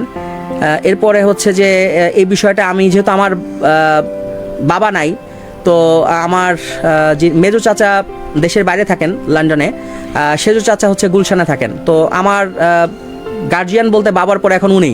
তা আমি আমার সেজো চাচাকে ঘটনাটা জানাই। তো উনি মূলত আসলে যেহেতু একজন শিল্পপতি, সব বিষয়ে আসলে উনি কথা বলতেও চান না, কিন্তু আমার এই বিষয়টা যখন উনি জানছেন, উনি সাথে সাথেই ফারজানাকে ফোন করে এবং ফোন করে তাকে বলে যে তুমি হয় আমার বাসায় আসো, অথবা আমার অফিসে আসো, অথবা আমাকে বলো আমি কোথায় যাব, আমি তোমার সাথে কথা বলতে চাই, তুমি তোমার বাচ্চাকে রেখে কেন বের হয়ে গেলা, কি বিষয়, কোনো ঘটনা ঘটে নেই এখানে, কোনো ধরনের ঝগড়া বিবাদও নাই, তাহলে তোমরা কেন বের হয়ে গেলা, তুমি আসলে কি হয়েছে তোমার। তো ফারজানা কোনো কথা বলতে চায় না এই বিষয়টাতে, এবং সে যখন সে চলে যাওয়ার এক সপ্তাহ পরে তাকে আমরা নানা রকমভাবে চেষ্টা করি ওই স্টেজটাতে কমিউনিকেশন করার। আমার কাজিন তার সাথে চেষ্টা করে, আমার একজন খুব ভালো একটা ফ্রেন্ড আছে, সে জার্নালিস্ট হাসিব রহমান, তো তিনিও চেষ্টা করেন যে বসে কোনো সমস্যার সমাধান করা যায় কিনা। আর বিষয়টা এরকম ছিল যে আমি সবাইকে বলতে পারছিলাম না যে আসলে এরকম একটা ঘটনা আমার লাইফে ঘটে যাচ্ছে, আমি বলার মতো স্কোপও ছিল না, আসলে বলা তো যায়ও না। তো এই ঘটনার যখন ঘটনা প্রবাহ চলতে থাকে, সেই ঘটনা প্রবাহ চলার সময়টাতে ঠিক 7 দিন পরে হচ্ছে আমাকে একটি হলফনামা বলে পাওয়ার প্রদান করা হয়। আমার স্ত্রী তা একটি পাওয়ার আমাকে পাঠান, নোটারি হলফনামা। সেখানটাতে উল্লেখ ছিল যে আমার বাচ্চার 18 বছর বয়স হওয়ার আগ পর্যন্ত আমার কাস্টডিতেই থাকবে এবং তাকে পড়াশোনা করানোর জন্য দেশে বা দেশের বাইরে যেখানে নেওয়া প্রয়োজন আমি নিতে পারবো, যা যা কিছু করার দরকার আমি এককভাবে করতে পারবো, এতে তার কোনো আপত্তি নাই। এমনকি সেখানে এটা উল্লেখ করা আছে যে আমি চাইলে রিম্যারিজও করতে পারি। এই ডকুমেন্টটা আমার হাতে আসার পর আমি আরও ধাক্কা খাই যে কেন, কি কারণে তার এই মানে মনোভাব চলে আসলো, যেখানে সব কিছুই স্বাভাবিকভাবে আছে, এখানে এমন হওয়ার তো কোনো কারণ নাই। তো ক্রমাগত তার সাথে যোগাযোগের চেষ্টা করি। সেই সময়টাতে স্ট্রাগল খুব চরম আকারে ছিল, যেহেতু আমি মানে কখনো আমাকে মানে হোস্টেলে থাকতে হয়নি, কখনো আমাকে মেসে বা অন্য কোথাও থাকতে হয়নি পড়াশোনা করার সময়টাতেও। আমি কিন্তু মানে বাবা মার খুব আদরের সন্তান ছিলাম, আমাকে কখনো একটা ডিম ভাজা করেও খেতে হয়নি। তো আমি কিন্তু রান্না সম্পর্কে কিছুই জানতাম না। তো আমাকে তখন যেটা হয়েছে যে বাসার যে কাজের বুয়া ছিল, এই ঘটনা ঘটার ঠিক 3 দিন আগে সে কাজের বুয়া হচ্ছে ছুটিতে যায়, তার গ্রামের বাড়িতে যাবে, তাকে একটা ছুটি দেওয়া হয়, আমি তাকে সেই ছুটিটা দিয়েছিলাম, একটা লম্বা মানে সে ছুটি চায় 20 দিনের জন্য, তাকে ছুটি দিয়েছি। তখন আমার সিচুয়েশনটা এরকম, আমার বাসার ফ্রিজের মধ্যে মানে মাছ মাংস থেকে শুরু করে সব কিছু আছে, কিন্তু আমি রান্না জানি না, আমি রান্না করতে পারি না। এখন আমার উপায় তখন শুধুমাত্র হচ্ছে হোটেল ছাড়া আর কোনো গতি নাই। সো আমাকে তখন 3 বেলা আমার বাচ্চাকে নিয়ে হোটেলে খাওয়া শুরু করতে হইলো। তো খুব প্যাথেটিক। আবার এই ঘটনা আমি সবার সাথে শেয়ারও করতে পারছি না, আমার পরিবার বা অন্য কাউকে বলতেও পারছি না। সন্তানের বয়স তখন কত? আমার সন্তানের বয়স তখন 5 বছর জাস্ট ক্রস করেছে এরকম। তো আমি তখন মানে খুব ভয়াবহ রকমের সমস্যা। আবার সবাইকে বললে এটা ফ্যামিলিক্যাল প্রবলেম, লোকজন নানান কথা বলে, সামাজিকভাবে নানা রকম হেনস্থা হতে হয়, বলার মতো অবস্থাও নাই। খুবই প্রবলেমের মধ্যে থাকলাম আমি। তখন আমার আশেপাশে হোটেলে খাওয়া শুরু করলাম, ঘুরে ঘুরে এক এক হোটেলে খাই, ধানমন্ডি বিভিন্ন জায়গাতে 3 বেলা আমাকে হোটেলে খেতে হচ্ছে, আমার বাচ্চাকে সময় দিতে হচ্ছে, ও তখন স্কুলে নিয়ে যেতে হচ্ছে আমাকে, এবং যেটা হচ্ছে যে স্কুলেও আমাকে প্রবলেম ফেস করতে হচ্ছে। যখন হুট করে দেখে যে কি ব্যাপার মা আসতেছে না, বাবা নিয়ে আসে স্কুলে, তখন দেখি যে অভিভাবকদের মধ্যেও নানান রকম কিউরিসিটি বোধ শুরু হয়, তারাও নানা রকম প্রশ্ন করে। ইভেন মানে এরকম হতে থাকে যে স্কুলের টিচাররা পর্যন্ত প্রশ্ন করা শুরু করে, আচ্ছা তোমার মা আসে না কেন, তোমার বাবা কেন আসে। তো আমি যেটা হতো যে সকালবেলা আমার বাচ্চাকে স্কুলে বেইলি রোডে যেহেতু সকালবেলা নিয়ে যেতাম, ওকে স্কুলে দিয়ে আমি ওয়েট করতাম, অনেক মানে আমাকে ওয়েট করতে হতো, যেহেতু আমার কোর্ট তো হচ্ছে 10টার আগে না, সো আমি 9টার আগে কোর্টে ঢুকতে পারছি না, সো আমাকে 1 বা 1.5 ঘন্টা বসে থাকতে হতো স্কুলে। আমি দেখতাম তখন গার্জিয়ানরা খুব বাঁকা চোখে তাকাইতো, কি ব্যাপার অ্যাডভোকেট সাহেব ড্রেস টেস পরে এখানে বসে আছে কেন। তো খুব মানে বাজে রকমের একটা পরিস্থিতি আমাকে ফেস করতে হচ্ছে। আমি কোর্টে যাচ্ছি, তখন আমাকে খেয়াল রাখতে হচ্ছে কোর্ট তো আমার নিয়মে চলে না, কোর্ট চলবে কোর্টের নিয়মে, আমাকে তার সাথে মেনটেন করে চলতে হয়। কিন্তু আমাকে তখন চিন্তা করতে হতো আমার বাচ্চার তো ছুটি হয়ে যাবে একটায়, তার মানে যে কোনো মূল্যে আমাকে একটার মধ্যে বেইলি রোডে পৌঁছাতে হবে। সো হাইকোর্টে যখন আমি থাকতাম তখন আমার হয়তো সময়টা আমি মেনটেন করতে পারতাম, কিন্তু কখনো যদি আমার কোনো শুনানির কাজে ম্যাজিস্ট্রেট কোর্ট কিংবা জজ কোর্টে যেতে হতো, আমাকে ভয়াবহ রকমের প্রেশার আমার মধ্যে পড়ে যেত। তখন আমাকে দেখা যেত যে অনেক সময় আমার জুনিয়রদেরকে দায়িত্ব দিয়ে আমাকে মুভ করতে হতো, কারণ আমার যেহেতু বাচ্চা ছোট এবং মেয়ে বাচ্চা, তাকে আমি মানে অন্য কারো হাতে তুলে দেওয়ার মতো অবস্থায় আমি ছিলাম না। আমার পরিবারের কোনো সদস্য নাই যে তাকে আসলে টেক কেয়ার করবে। তো তখন আমাকে যথেষ্ট পরিমাণে একটা স্ট্রাগল করতে হচ্ছে। একদিনের কথা বলি যে ওই দিনটাতে আমার হচ্ছে জজ কোর্টে একটা শুনানি শেষ করতে করতে আমার 1:15 বেজে গেছে। তো আমি কোনোভাবেই একটার মধ্যে এসে পৌঁছাতে পারিনি, প্রচণ্ড জ্যাম রোডে। আমার বাচ্চার স্কুল ছুটি হয়ে গেছে। তখন আমি তার ক্লাস টিচারকে রিকোয়েস্ট করি যে আমি যতক্ষণ না আসতেছি একটু কাইন্ডলি আপনি বাচ্চাটার সাথে একটু থাকেন। তো আমি যখন এসে স্কুলে পৌঁছাই তখন বাজে 1:45। সো আমার তখন মাথা কাজ করতেছিল 45 মিনিটস ধরে আমার বাচ্চাটা আমার জন্য ওয়েট করছে। তো এটা আসলে প্যাথেটিক ছিল আমার জন্য। আমি আমার বাচ্চাটাকে তখন মানে স্কুল থেকে নিয়ে আসতাম, ওকে মানে খাওয়াতে হতো, ওকে গোসল করাতে হতো, টেক কেয়ার করতে হতো, তারপরে বাসার কাজের বুয়াকে মেনটেন করতে হতো, কাজ করাতে হতো, আমার প্রফেশনাল কাজ করতে হতো, কারণ আমি যদি কাজ না করি তাহলে তো আমার ঘর সংসার চলবে না। তো সব কিছু মিলে যথেষ্ট পরিমাণে একটা প্রেশারের মধ্যে কাজ করতে হচ্ছে।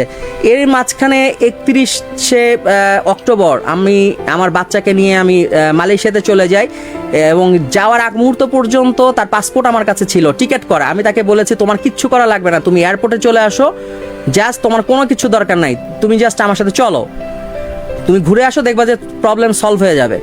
তো শেষ মুহূর্ত পর্যন্ত তার জন্য আমি ওয়েট করলাম, কিন্তু দেখলাম যে সে আসলো না। তো যেহেতু আমার ভিসা হয়েছে, আমি যদি না যাই তাহলে পরবর্তী সময় আমাকে ভিসা নাও দিতে পারে। তো আমি তখন আমার বাচ্চাটাকে নিয়ে আমি হচ্ছে দেশের বাইরে যাই, এবং ওখানে গিয়ে আমি মানে আমার বাচ্চাটাকে নিয়ে ঘোরার চেষ্টা করি। ওখানে আমার অনেক ফ্রেন্ড ছিল যারা ওখানে মাস্টার্স করছিল।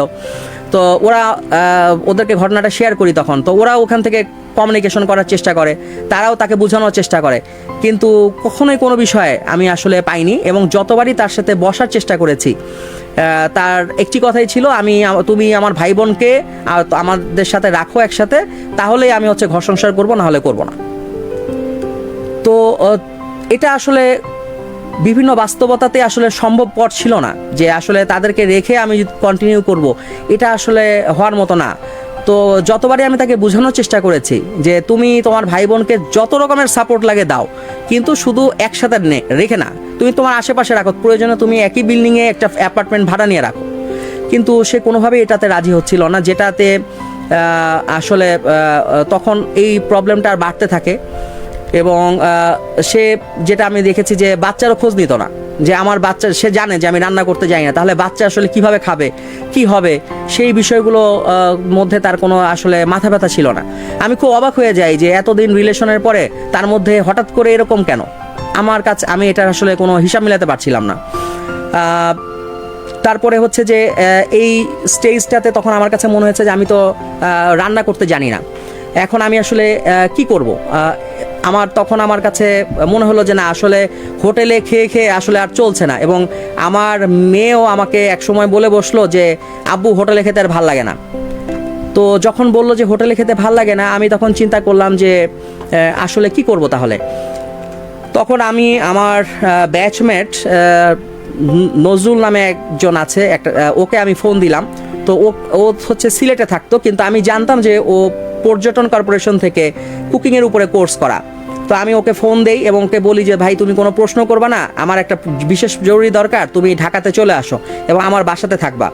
তো ওকে আমি নিয়ে আসি ঢাকাতে, এবং আনার পরে ওকে আমি বলি যে দেখো আমাকে তুমি কিছু বেসিক রান্না শেখাও, কারণ আমি এরকম সিচুয়েশনে আছি এবং হোটেলে রান্না খেতে খেতে আমার মেয়ে টায়ার্ড হয়ে গেছে, আমিও টায়ার্ড হয়ে গেছি, এখন আসলে কিছু রান্না বান্না বাসাতে করতে হবে। তখন ও আমাকে ভাত রান্না করা, ডাল রান্না করা, এরকম ডিম রান্না করা, বিভিন্ন বেসিক কিছু রান্নার বিষয় আমাকে শেখায়। এবং তখন আমি টুকটাক করে ঘরের মধ্যে রান্না করা শুরু করি। এবং এরপরে একটা পর্যায়ে এসে আমাকে রান্না শিখতে হয়েছে। আমি প্রফেশনালিভাবে তখন হচ্ছে কুকিংয়ের কোর্স করেছিলাম। সেই কোর্স করতে যখন যেতাম আমি ধানমন্ডিতে, তখন আমি আমার বাচ্চাকে সাথে করে নিয়ে যেতাম।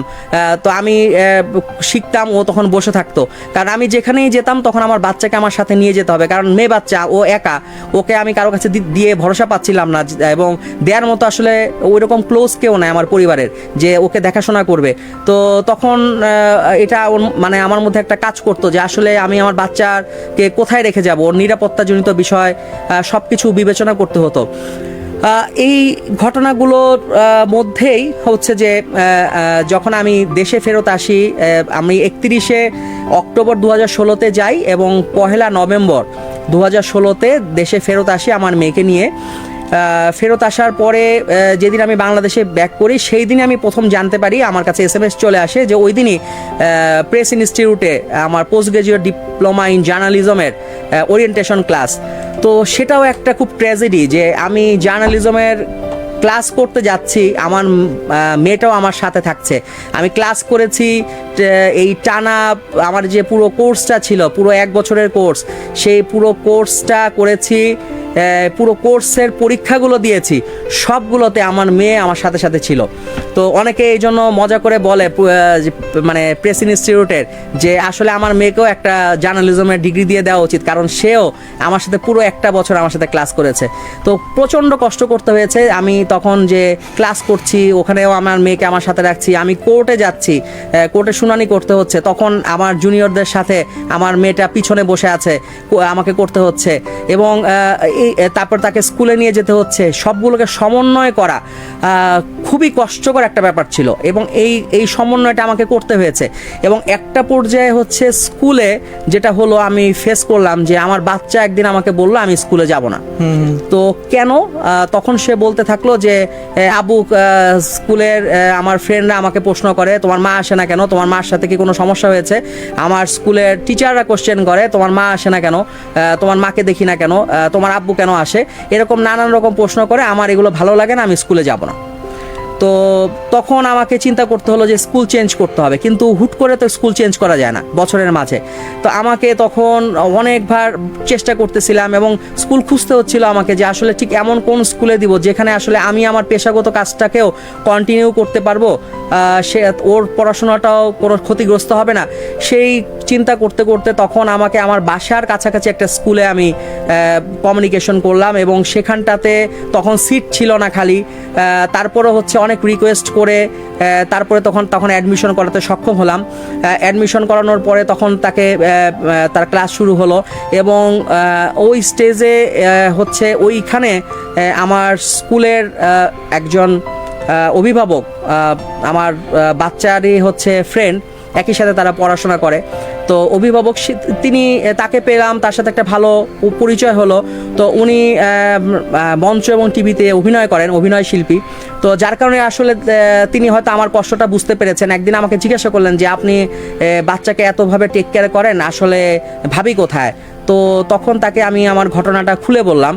তো এরপর থেকে যেটা হলো যে আমি তার কাছে একটা সাপোর্ট পেতাম, যে কখনো যদি আমার লেট হয়ে যেত কোর্ট থেকে আসতে, উনি হচ্ছে আমার বাচ্চাটাকে আমি না আসা পর্যন্ত ওর পাশে থাকতেন, সঙ্গ দিতেন। তো এটা আমার জন্য একটা বলবো যে মানুষ যখন বিপদে থাকে আল্লাহর পক্ষ থেকে একটা সাপোর্ট চলে আসে, এরকম একটা সাপোর্ট কিন্তু আমি পেলাম। তো আমার জন্য ওইটা খুব ভালো কাজ দিয়েছে। এবং একটা সময় বাংলাদেশে কিন্তু যেটা ছাত্রদের একটা আন্দোলন হলো গাড়ি এবং যানবাহন বিষয়গুলি নিয়ে, ওই সময়টাতে আমার হচ্ছে একই সময় আমার একদম ফাইনাল পরীক্ষা পিজিডি জার্নালিজমের সিট পড়লো আমার হচ্ছে মকবুল হোসেন কলেজে। তো একই সাথে পরীক্ষা এবং একই সাথে আমার বাচ্চার ফাইনাল পরীক্ষা। তো একই টাইমের মধ্যে হয় আমার বাচ্চাকে যদি আমি পরীক্ষা দেওয়াই, তাহলে আমার কোর্সের ফাইনাল পরীক্ষা আমি দিতে পারবো না, আর আমি যদি ফাইনাল পরীক্ষা দিই তাহলে আমার বাচ্চার ইয়ার লস হবে। তো কঠিন সিচুয়েশন, আমি আসলে কি করবো বুঝে উঠতে পারছিলাম না। তো ওই সময়টাতে আমার এই অভিভাবকটি, তার নামটাই বলেই দেখি, আসলে তাকে কৃতজ্ঞতা জানাতে হয়। তার নাম হচ্ছে লিটা খান, মঞ্চ এবং টেলিভিশনের অভিনেত্রী। তো তাকে জানালাম যে আমি আসলে এরকম একটা সমস্যার মধ্যে পড়েছি, আসলে আপনার সহযোগিতা দরকার। এবং তিনি আমাকে খুব ভালো সাপোর্ট দিলেন। আমি সকালবেলা আমার বাচ্চাকে পরীক্ষার হলে ড্রপ করে দিয়ে চলে যেতাম এবং তিনি হচ্ছে আমার বাচ্চাকে আমার বাসা পর্যন্ত পৌঁছে দিয়ে ওয়েট করতেন আমি আসার আগ পর্যন্ত। তার বাচ্চাটিকে সহকারে নিয়ে তিনি পরীক্ষার হল থেকে এনে ওয়েট করতেন। এই সাপোর্টটা যদি না দিতেন আমি কখনো আমার এই জার্নালিজমের কোর্সটা শেষ করতে পারতাম না। অসাধারণ। আসবো আমরা এখানে আসবো, যদি বলি যে শাহরিয়ার ভাই মানে একজন মানুষ হুট করে পাল্টে গেল, মানে এত চমৎকার একটা লাভ স্টোরি আমরা শুনছিলাম যে একটা সময়ে যেটা হলো সেটা হচ্ছে যে রং নাম্বারের মাধ্যমে পরিচয়, এবং রং নাম্বারে পরিচয় হওয়া মানুষটি হুট করেই কেন একটা রং ডিসিশন নিয়ে নিল, এটা নিয়ে নানা রকম প্রশ্ন আমাদের অডিয়েন্স যারা, দর্শক যারা, তাদের পক্ষ থেকে এখন অবধি বেশ কিছু প্রশ্ন চলে এসছে। চলছে লাভ স্টোরির সঙ্গে আছে অপূর্ব এবং খন্দকার হাসান শাহরিয়ার। তিনি পেশায় একজন আইনজীবী, তিনি আছেন আমাদের সঙ্গে। সমাজের বিভিন্ন প্রফেশনের মানুষ কিন্তু ইতিপূর্বেও এই অনুষ্ঠানে এসছেন, কেউ একজন চিকিৎসক, কেউ একজন আইনজীবী, কেউ একজন সাধারণ যদি বলি যে হাউস ওয়াইফ, আবার কেউ একজন বিজনেসম্যান, কেউ একজন যদি বলি যে জবলেস কোনো একটা মানুষ। দিন শেষে ভালোবাসার একটা গল্প থাকা প্রয়োজন। আমরা এই মঞ্চে বিভিন্ন সময় মায়েদের স্ট্রাগলের কথা প্রচুর শুনেছি যে হাজব্যান্ড ডিভোর্স দিয়ে যাওয়ার পর একজন মহিলা কি করে তার সন্তানকে আসলে একা মানুষ করে। ঠিক উল্টো গল্পটাই কিন্তু আজকে আমরা শুনছি। হতে পারে আজকে যাকে নিয়ে তিনি গল্পটা বলছেন সেই মানুষটা এখানে থাকলে আরও নতুন কোনো একটা গল্প এখানে যুক্ত হতো। আমি জানি না তিনি দেখছেন কি না, যদি তিনি এই অনুষ্ঠানটা দেখে থাকেন তাকেও আমন্ত্রণ আমরা জানাতে চাই, তিনিও আসুন, তিনিও বলুন এবং কেন আসলে মানে যদি বলি যে একটা 5 বছরের বাচ্চা একা একা বেড়ে উঠছিল।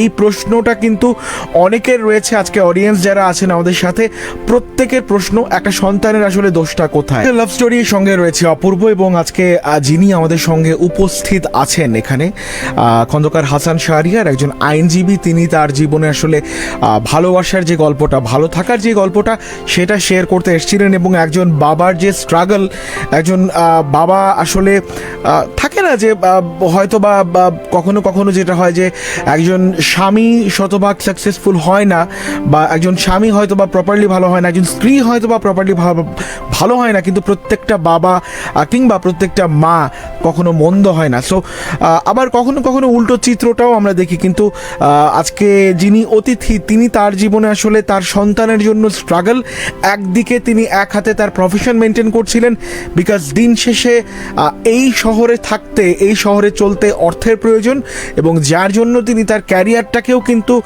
কোনোভাবেই কিন্তু যদি বলি সেটা হচ্ছে যে স্টপ করে সারাদিন যে মেয়ে নিয়ে বসেছিলেন তা কিন্তু না, আবার ক্যারিয়ার নিয়ে হচ্ছে ফোকাস করতে যে হচ্ছে মেয়ের কথা ভুলে যাননি, মানে দুটোকেই চমৎকার করে তিনি ব্যালেন্স করতে শিখে গিয়েছিলেন। সো এই যে মানে ব্যালেন্স করার এই ব্যাপারগুলো কেন আসলো, কারণ তার স্ত্রী হুট করেই আলাদা হয়ে গেলেন। রিজন একটা তিনি বলছিলেন যে মানে তার যে শ্যালক, তাকে যখন আলাদা করে দিলেন, তিনি আলাদা সংসার করবার জন্য বলে দিলেন, তো তখন থেকেই আসলে হাজব্যান্ড ওয়াইফের মধ্যে একটু মনোমালিন্য। অনেকেই বলছেন, মিরাজ নামে এক ভাই বলছিলেন যে অন্য কোনো কারণে কোনো দূরত্ব আছে কিনা। মোতাসিম রয়েছেন আমাদের সাথে, আতিক হাসান আছেন আমাদের সাথে রুমা সহ আর অনেককে দেখতে পাচ্ছি। অরিন বলছিলেন যে কেন আপু আলাদা হয়ে গিয়েছিল। সো এই উত্তরগুলো আমরা জানবার চেষ্টা করব। থাকুন আমাদের সঙ্গে। আগামী 1 ঘন্টা কিন্তু শাহরিয়ার ভাই তার জীবনে ঘটে যাওয়া বাকি গল্পটা আমাদের সঙ্গে বলবেন। শাহরিয়ার ভাই, যেখানে আপনাকে আমরা থামিয়েছিলাম যে আপনার যদি বলি সেটা যে জার্নালিজমের যে পরীক্ষাটা ছিল এবং আপনার মেয়ের ফাইনাল পরীক্ষা, দুটো একসঙ্গে, এবং সেখানে আপনার একজন বন্ধু আপনাকে সাপোর্ট দিল, তারপর কি হলো? এই সাপোর্টের পরে আমি আমার কোর্সটাকে সাকসেসফুলি শেষ করতে পারলাম এবং আসলে পড়াশোনা করতে আমার ভালো লাগে। আমি চেষ্টা করি যে বিভিন্ন কোর্স করার জন্য, পড়ার জন্য, এবং যেটি বলছিলাম যে আমি রান্না জানতাম না, তখন আমি তো একটি কোর্সে ভর্তি হলাম, রান্না শিখেছি। তো সেই কোর্স করতে যাওয়ার পরে তখন আমার কাছে মনে হলো যে এটা নিয়ে আমি আরেকটু ভালো আকারে পড়তে পারি। তো আমি কারিগরি শিক্ষা বোর্ডের অধীনে এক্সাম দিয়ে আমি হচ্ছে কুকিংয়ের লেভেল 1টা কমপ্লিট করে ফেলি, এবং লেভেল 1 কমপ্লিট করতে গিয়ে আমার কাছে মনে হয় যে আসলে এখানে আরও কিছু করার সুযোগ আছে। তো আমি লেভেল 4-এ যাই। লেভেল 4টি হচ্ছে অ্যাসেসর পার্ট, এবং সেই অ্যাসেসর পার্টটাও করি। এবং এই সবগুলো কোর্সের ক্ষেত্রে আমার মেয়ে কিন্তু আমার সাথে থাকতো। যেহেতু সে ছোট, তাকে আমার কোথাও রাখার উপায় নাই। সো ও কিন্তু আমার সাথে সাথে থেকে ও আমাকে উৎসাহ দিত। এবং আমরা যখন আমরা কোর্সে রান্না করতাম, রান্না করার পরে তো হচ্ছে যে যখন বিভিন্ন রকমের আইটেম রান্না হতো তখন ও টেস্ট করতো। তো এটা তখন একটা ভালো লাগতো যে, এবং খুব ভালো সাপোর্টিং পেয়েছি এই ক্ষেত্রে। মধ্যে কয়েকজনের কথা আমার বলতেই হয়, যেমন হচ্ছে যে আমাদের master chef Daniel C Gomez, chef Bakul Jahangir, chef Jewel Rozario. তো তারা আমাকে খুব ভালো সাপোর্টিং দিয়েছেন, এবং তারা যখন জেনেছেন যে আমি সিঙ্গেল ফাদার, তখন তারা আমাকে বিভিন্ন যে কুকিংয়ের যে বিভিন্ন পার্টগুলি সেগুলো খুব হাতে কলমে তারা শেখানোর চেষ্টা করেছেন। তো তখন আমি আস্তে আস্তে বাসায় কিন্তু রান্না শুরু করলাম, এবং তখন আমি বিভিন্ন আইটেম তৈরি করতাম, এবং আমার মেয়েকেও আমি শেখাতাম যে আসলে ওকে তো আর শেখানোর কেউ নাই। সো আমি তখন বাবা, আমি তখন মা, এই দুটো রোল আমাকে প্লে করতে হচ্ছে। আমরা তখন বাবা মেয়ে মিলে বিভিন্ন রকমের রান্না ট্রাই করতাম, চেষ্টা করতাম, এবং খুব মজা করে আমরা মানে সেগুলোকে শেয়ারিং দিতাম। তো শেয়ারিং দিলে তখন যেটা ঘটনা ঘটে যে সোশ্যাল মিডিয়াতে অনেকেই তখন বলতে থাকতো যে ভাবিকে দেখছি না কেন, যে কোশ্চেনগুলো আমাদেরকে আসলে খুব মানে কি বলবো হার্ট করতো। তারপর হচ্ছে যে আপনারা কেন রান্না করেন, এরকম অনেক বিষয়গুলো আসতে থাকতো। তারপরে যখন আমরা রেস্টুরেন্টে খেতাম, আসলে লোকজন তো জানছে না যে কি কারণে আমরা রেস্টুরেন্টে খাচ্ছি, তো তারা তখন কোশ্চেন করতো যে বা লিখতো অনেকে যে আপনাদের মনে অনেক টাকায় সেজন্য প্রতিদিন রেস্টুরেন্টে খান।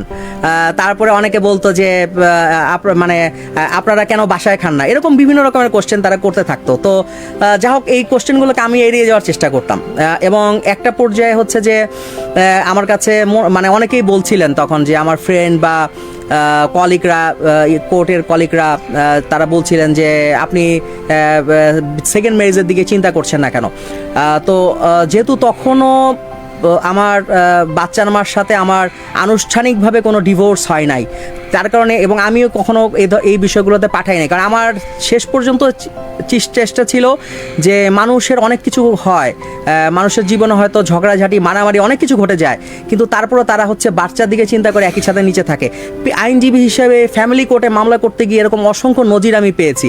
হাজব্যান্ড এই ঢাকা শহরেই একই ছাদের নিচে আছে বছরের পর বছর ধরে, 5 বছর 7 বছর ধরে তাদের মুখ দেখা দেখি হয় না, কথা হয় না, কিন্তু শুধু সন্তানের জন্য তারা একই ছাদের নিচে আছে, এবং তারা সোশ্যাল লাইফটা লিড করে। আমি এই জিনিসগুলো আমি সাক্ষী, আমি দেখে এসেছি। তো আমার কাছে মনে হয়েছে আর আমাদের ক্ষেত্রে তো কিছুই ঘটেনি, এবং আমার বাচ্চার মা কখনো বলতে পারবে না যে তাকে আমি একটা থাপ্পড় দিয়েছি। তো এইরকম একটা রিলেশন যখন ছিল, আমার কাছে মনে হয়েছে যে রিলেশনটা ফেরত আসতেই পারে, ভুল বোঝাবুঝি মানুষের মধ্যে হতেই পারে, মান অভিমান হতেই পারে, কিন্তু সেটা ফেরত আসবে না বা এই রিলেশনটাকে হুট করে ভেঙে যাবে, এটা তো আমার বিশ্বাস হচ্ছিল না। তো আমি আমার বাচ্চাকে যখন স্কুল থেকে ছুটি হতো, আমি আমার বাচ্চাকে নিয়ে, আমি যেহেতু সে আদ্দিন হাসপাতালে জব করতো, আমি আমার বাচ্চাকে নিয়ে ছুটি হওয়ার ঠিক পরে, যেহেতু ওই সময় তারও ছুটি হবে, আমার বাচ্চাকে নিয়ে আমি হাসপাতালের গেটের সামনে ওয়েট করতাম। যেহেতু অফিস, আমার কাছে মনে হচ্ছে কর্মস্থলে আসলে কেউ জানুক আমাদের বিষয়টা, এটা আমি চেতাম না। তো এই জন্য আমি রোডের মধ্যে ওয়েট করতাম আমার বাচ্চাকে নিয়ে, যে যেন আমার বাচ্চাটার সাথে তার মার দেখা হয়, হয়তো তাহলে তার মধ্যে হয়তো ফিরে আসা একটা কাজ করবে। এই জিনিসগুলোকে ট্রাই করতাম, এবং একদিন আমি তাকে একটু জোরই করলাম। আমি বললাম, দেখো অনেক মান অভিমান হয়েছে, তুমি বাসায় চলো। আমি তার হাতটা ধরে তাকে জোরাজুরি করলাম। সে আমি খুব অবাক হলাম, ওই দিন আমার হাতটা ছুটিয়ে নিয়ে সে রাস্তার মধ্যে দৌড় দিল, সে বাসায় যাবে না। তো আমি অবাক হয়ে গেলাম যে কেন তার এই আচরণ। আচ্ছা শাহরি ভাই, একটু মানে প্রশ্ন করতেই হয়, মানে আপনি যখন কন্টিনিউ আপনার বাচ্চাকে নিয়ে সেই তার কর্মস্থলে যেতেন, বা আপনার সন্তানকে দেখার পর বা আপনাদের সন্তানকে দেখার পর তার সন্তানের মায়ের রিয়াকশনটা কেমন থাকতো? সে অ্যাজ ইউজুয়াল দেখাশোনা হতো। আমি হয়তো কখনো বলতাম আচ্ছা এখানে বসে একসাথে আমরা কিছু খাওয়া দাওয়া করি, সে ওখানে হয়তো কোনো রেস্টুরেন্টে বসতো, খাওয়া দাওয়া করতো, কিন্তু সে চলে যেত। এবং যতবারই আমি তাকে বলার চেষ্টা করতাম যে তুমি চলো বাসায়, চলো, আর কতদিন এভাবে থাকবা, বাচ্চাটা তো একা আছে, সে ততবারই প্রত্যেকবারই বলতো তুমি আগে আমার ভাই বোনকে তোমার বাসায় রাখার ব্যবস্থা করো, আমি যাব। তো এই একটা জায়গাতে এসেই মানে হচ্ছে সব সমস্যাটা এইখানটাতেই আটকে যেত।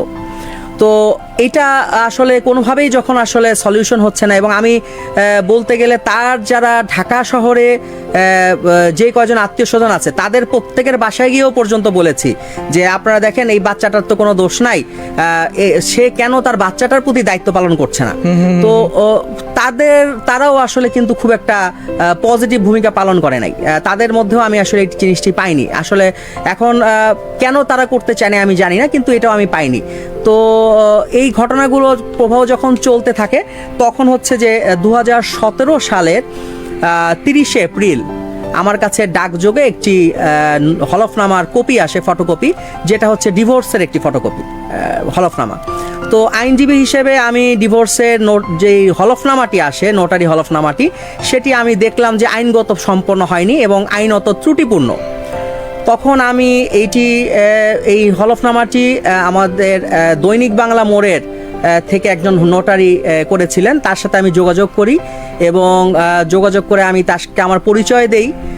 দেওয়ার পরে যখন তাকে আমি বিস্তারিত ঘটনা জানাই, তো তখন তিনি আমাকে জানান যে আমি তখন জানতে চাই যে আসলে এই হলফনামাটি কে সম্পাদন করলো বা কার মাধ্যমে আসলে তিনি এটি সম্পাদন করলেন।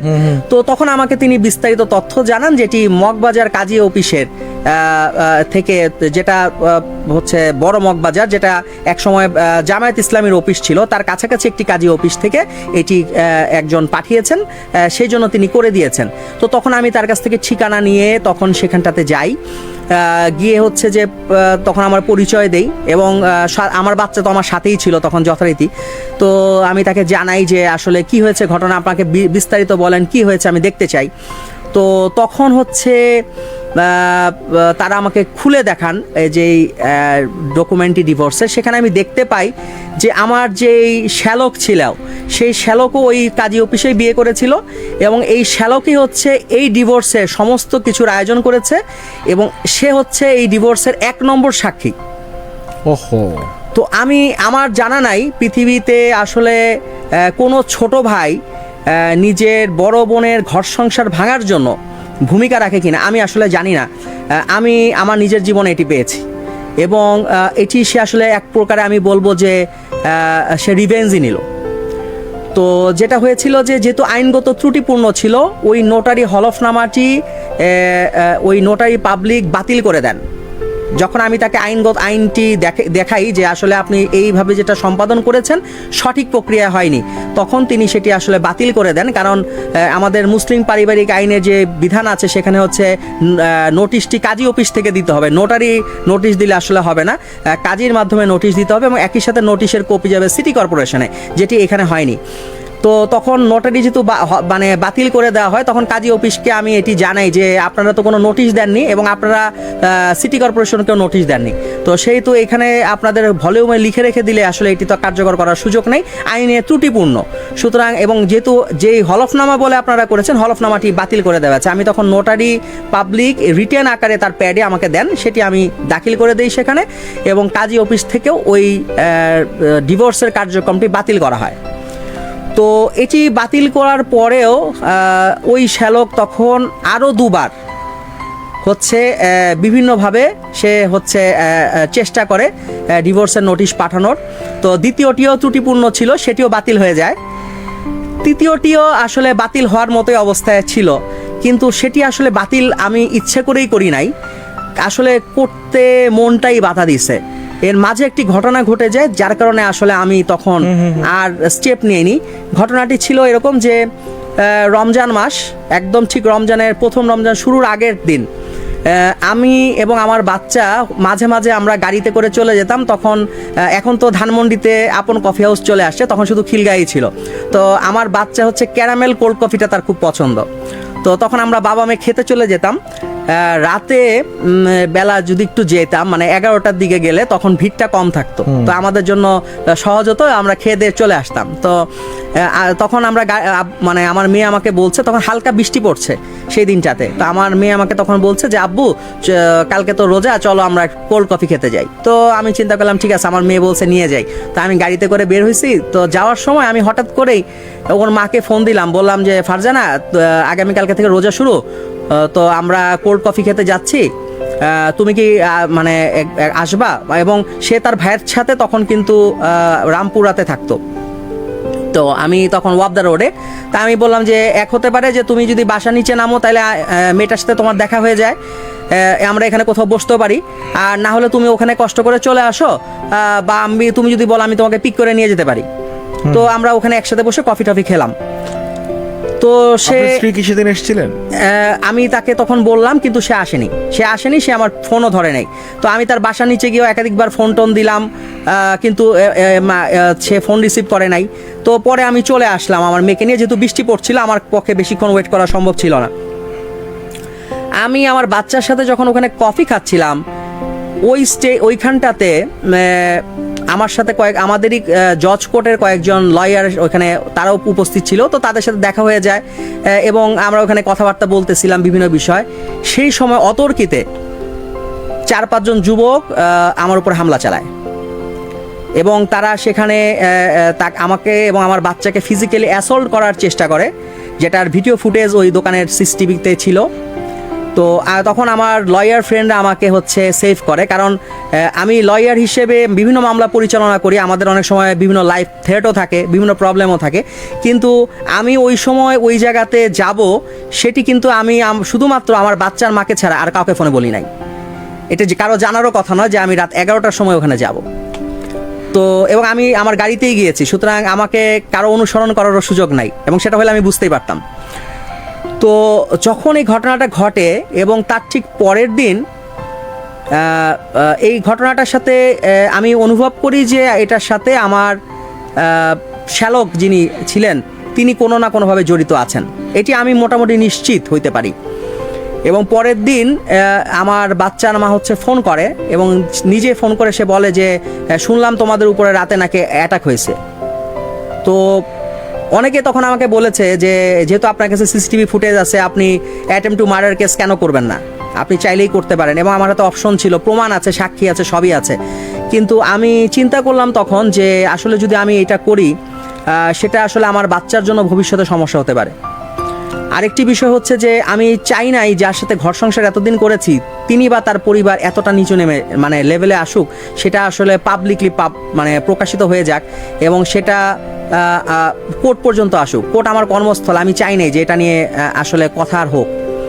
তো আমি তখন এটা অফ হয়ে যাই এবং আমার মনটা তখন খুব ভেঙে যায় যে আমি আসলে কাদের জন্য কী কারণে এতদিন আমি সময় ব্যয় করেছি।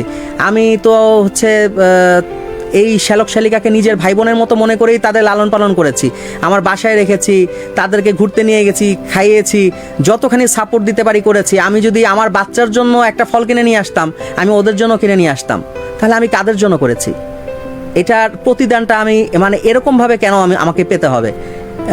এবং ওদের চাকরির ব্যবস্থাটাও আমি করে দিয়েছি। তো যাদের ক্যারিয়ারে দাঁড় করানোর জন্য একটা রাস্তা করলাম, তারা আমার সাথে কিভাবে এরকম করতে পারে? তখন আমার মনটা খুব বিষিয়ে গেল। আমি তখন চিন্তা করলাম যে আর আমার কিছু করার নাই, ভাগ্যে যেটাই আছে আমি আমার দিক থেকে সর্বাত্মক চেষ্টা করেছি, আমি আমার পক্ষে যতটুকু করতে পারি করেছি। এখন আসলে আমার আর কিছু করণীয় নাই, আমি আসলে আর কিছু করতে চাই না। ভাগ্যে যা আছে, আল্লাহ যেটি ভাগ্যে লিখে রেখেছেন সেটি ঘটবে। এবং তখন আমি অফ হয়ে যাই। তখন তারা 3য় ডিভোর্স নোটিশটি পাঠায়, সেটাও 2016 সালেই পাঠানোর পরে আমি আর আসলে কোনো স্টেপ নেই। তো যথারীতি সেটি সময় অতিক্রম করে যায়।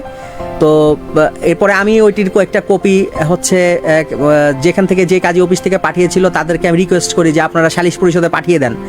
তো সালিশ পরিষদে পাঠিয়ে দেয় এবং সেটা পাঠানোর পরে 2019 সালে তারা 2017টা পাঠায়। আমি 2019 সালে গিয়ে সালিশ পরিষদ থেকে ডিভোর্স কার্যকরের আবেদন করি এবং সার্টিফাই কপি উত্তোলন করি। তো আমি আসলে ওয়েট করেছিলাম তোলার আগ পর্যন্ত, যে আসলে সালিশ পরিষদ থেকে তোলার আগ পর্যন্ত সুযোগ থাকে যে হয়তো সে কামব্যাক করতে পারে। আমি দেখলাম যে তার মধ্যে সেই অনুশোচনা বোধ, বাচ্চার প্রতি ভালোবাসা সেটি আসেনি। এবং বাচ্চার জন্মদিন হয়, আমি আমার বাচ্চার জন্মদিনগুলো সবসময় ঘটা করে পালন করার চেষ্টা করতাম। ওর মা নাই, যাতে ওর কাছে মনে না হয় কখনো যে মা নাই বলে আমার জন্মদিন বড় আকারে হয় না। আমি রেস্টুরেন্টে, বাসায় যখনই যেভাবে পেরেছি আমি বড় আকারে করার চেষ্টা করেছি, যাতে আমার বাচ্চার মনের মধ্যে কখনো কষ্ট না হয়। এবং যতটুকু পারি, আমার বাচ্চা বলেছে কখনো যে এটা আমি চাই, এটা আমি খেতে চাই, আমি কখনো না করি নাই।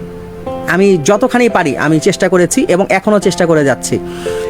এই বিষয়গুলোকে আমি চেষ্টা করেছি করার জন্য। আমার বাচ্চাকে আমি এর মধ্যে আমার বাচ্চাকে আমি কারাটে শিখিয়েছি, সে ইয়েলো বেল্ট অর্জন করেছে কারাটে এসে।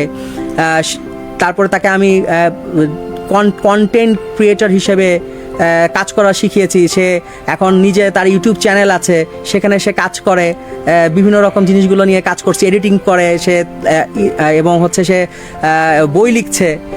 তার কিছু বইপত্র এখন হচ্ছে যে আমি দেখেছি বেশ ভালো আকারে এখন মানে সাড়াও ফেলেছে অনলাইনে, সে কাজ করছে।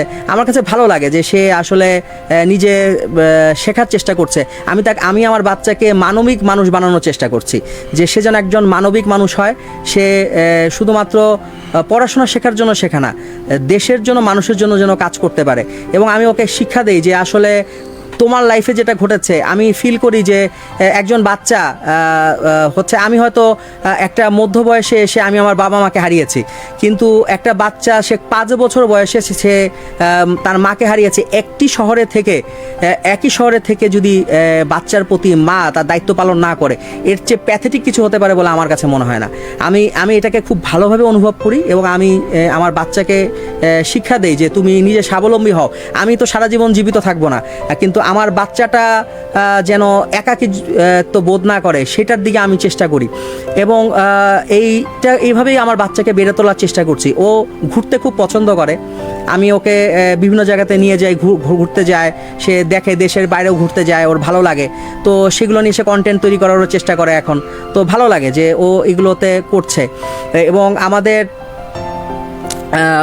একটা মানে যেটা হয়েছে যে একটা পর্যায়ে এসে আমার কাছে মনে হয়েছিল যে ওর মা ওকে হয়তো কমিউনিকেশন করে না, আমি হয়তো চেষ্টা করি, অসুবিধা নাই। আমি মাঝে মাঝে ফোন দিতাম তখন, তো ফোন দিলে তখন হয়তো সে কথাবার্তা বলতো বাচ্চার সাথে।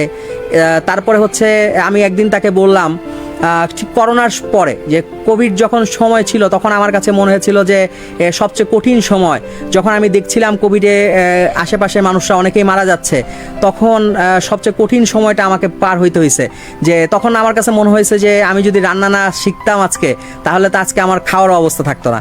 কারণ আমি রেস্টুরেন্টগুলো অফ, ওই সময়টাতে আমি যেটা হয়েছে যে ই-কমার্স অ্যাসোসিয়েশনের লিগ্যাল স্ট্যান্ডিং কমিটির ভাইস চেয়ারম্যান হিসেবে দায়িত্ব পালন করছিলাম। তখন কোভিডের পিরিয়ডটাতে আমি আমাদের ই ক্যাবের সেক্রেটারি জেনারেলের সাথে এবং আমাদের যে প্রেসিডেন্ট ছিলেন শমিকা স্যার, তার সাথে বসে আমরা কথা বললাম যে আমরা আসলে এই ই কমার্সের মাধ্যমে কিভাবে আমরা কোভিডে মানুষকে আমরা খাবারগুলো পৌঁছে দিতে পারি, প্রয়োজনীয় নিত্য প্রয়োজনীয় সামগ্রী পৌঁছে দিতে পারি। মানে প্রথম দিকে গভর্নমেন্ট থেকে আসলে বিভিন্ন বিধিনিষেধের কারণে মানতে চাচ্ছিল না।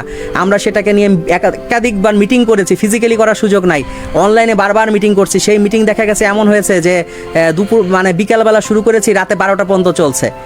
আমরা এরকম দফায় দফায় মিটিং করে আমরা তখন কিন্তু চালু করলাম। তো এই চালু করার একটা বিষয় ছিল, আমি ফিল করেছিলাম যেটা যে আমার মতো অনেকেই আছে ঢাকা শহরে, যারা হচ্ছে যে অনেকে হয়তো অনলাইনে খাবারের উপর বা বিভিন্ন জিনিসের উপর নির্ভরশীল, কারণ আমাদের ওয়ে নাই, আমাদের কিছু করার নাই। তো এরকম যারা ফেস করছে তাদের আসলে অবস্থা কি হবে, তখন আমরা কিন্তু সেটা নিয়ে স্টার্ট করলাম। এবং এই কোভিডের সময়টাতে আমি ফিল করছিলাম যে আমার তো মা বাবা নাই, কেউ নাই, আমার আশেপাশে কেউ নাই। যদি আজকে আমি কোভিডে আক্রান্ত হয়ে যাই, আল্লাহ না করুক, বা আমার যদি একটা কিছু ঘটে যায়, আমার বাচ্চাটাকে কে দেখবে? বাংলাদেশের সমাজ ব্যবস্থায় কেউ তো কাউকে দেখতে চায় না।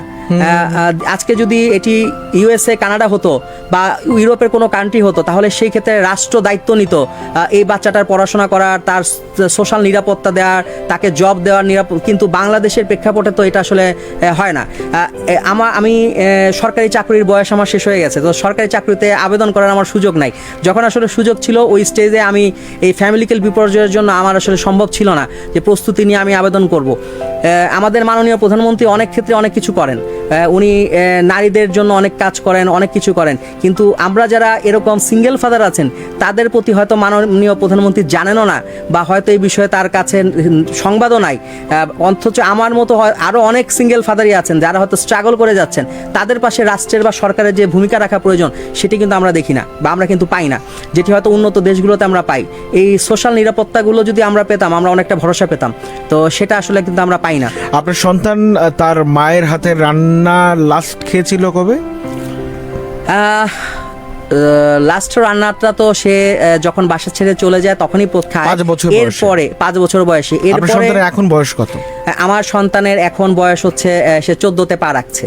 আচ্ছা, তো 5 বছর পরের থেকে এখন অবধি তার মায়ের সঙ্গে তার কোনো কমিউনিকেশন নাই বলতে গেলে চলে। কমিউনিকেশনের সূত্রপাতটা হয় সেটি হচ্ছে যে কোভিডের ঠিক পরে, আমি কোভিডের সময় তাকে নিজে থেকেই কয়েকবার ফোন দিয়ে কমিউনিকেশন করি।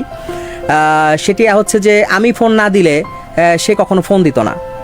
তো বাচ্চার সাথেও কথা বলার ক্ষেত্রে তার কোনো আগ্রহ হতো না, যে অন্যরা যেরকম বলে যে বাচ্চা আসলে স্কুলে যাচ্ছে কিনা, খেয়েছে কিনা, টিচার এসছে কিনা, সেই বিষয়ে কখনো সে খোঁজ নিত না।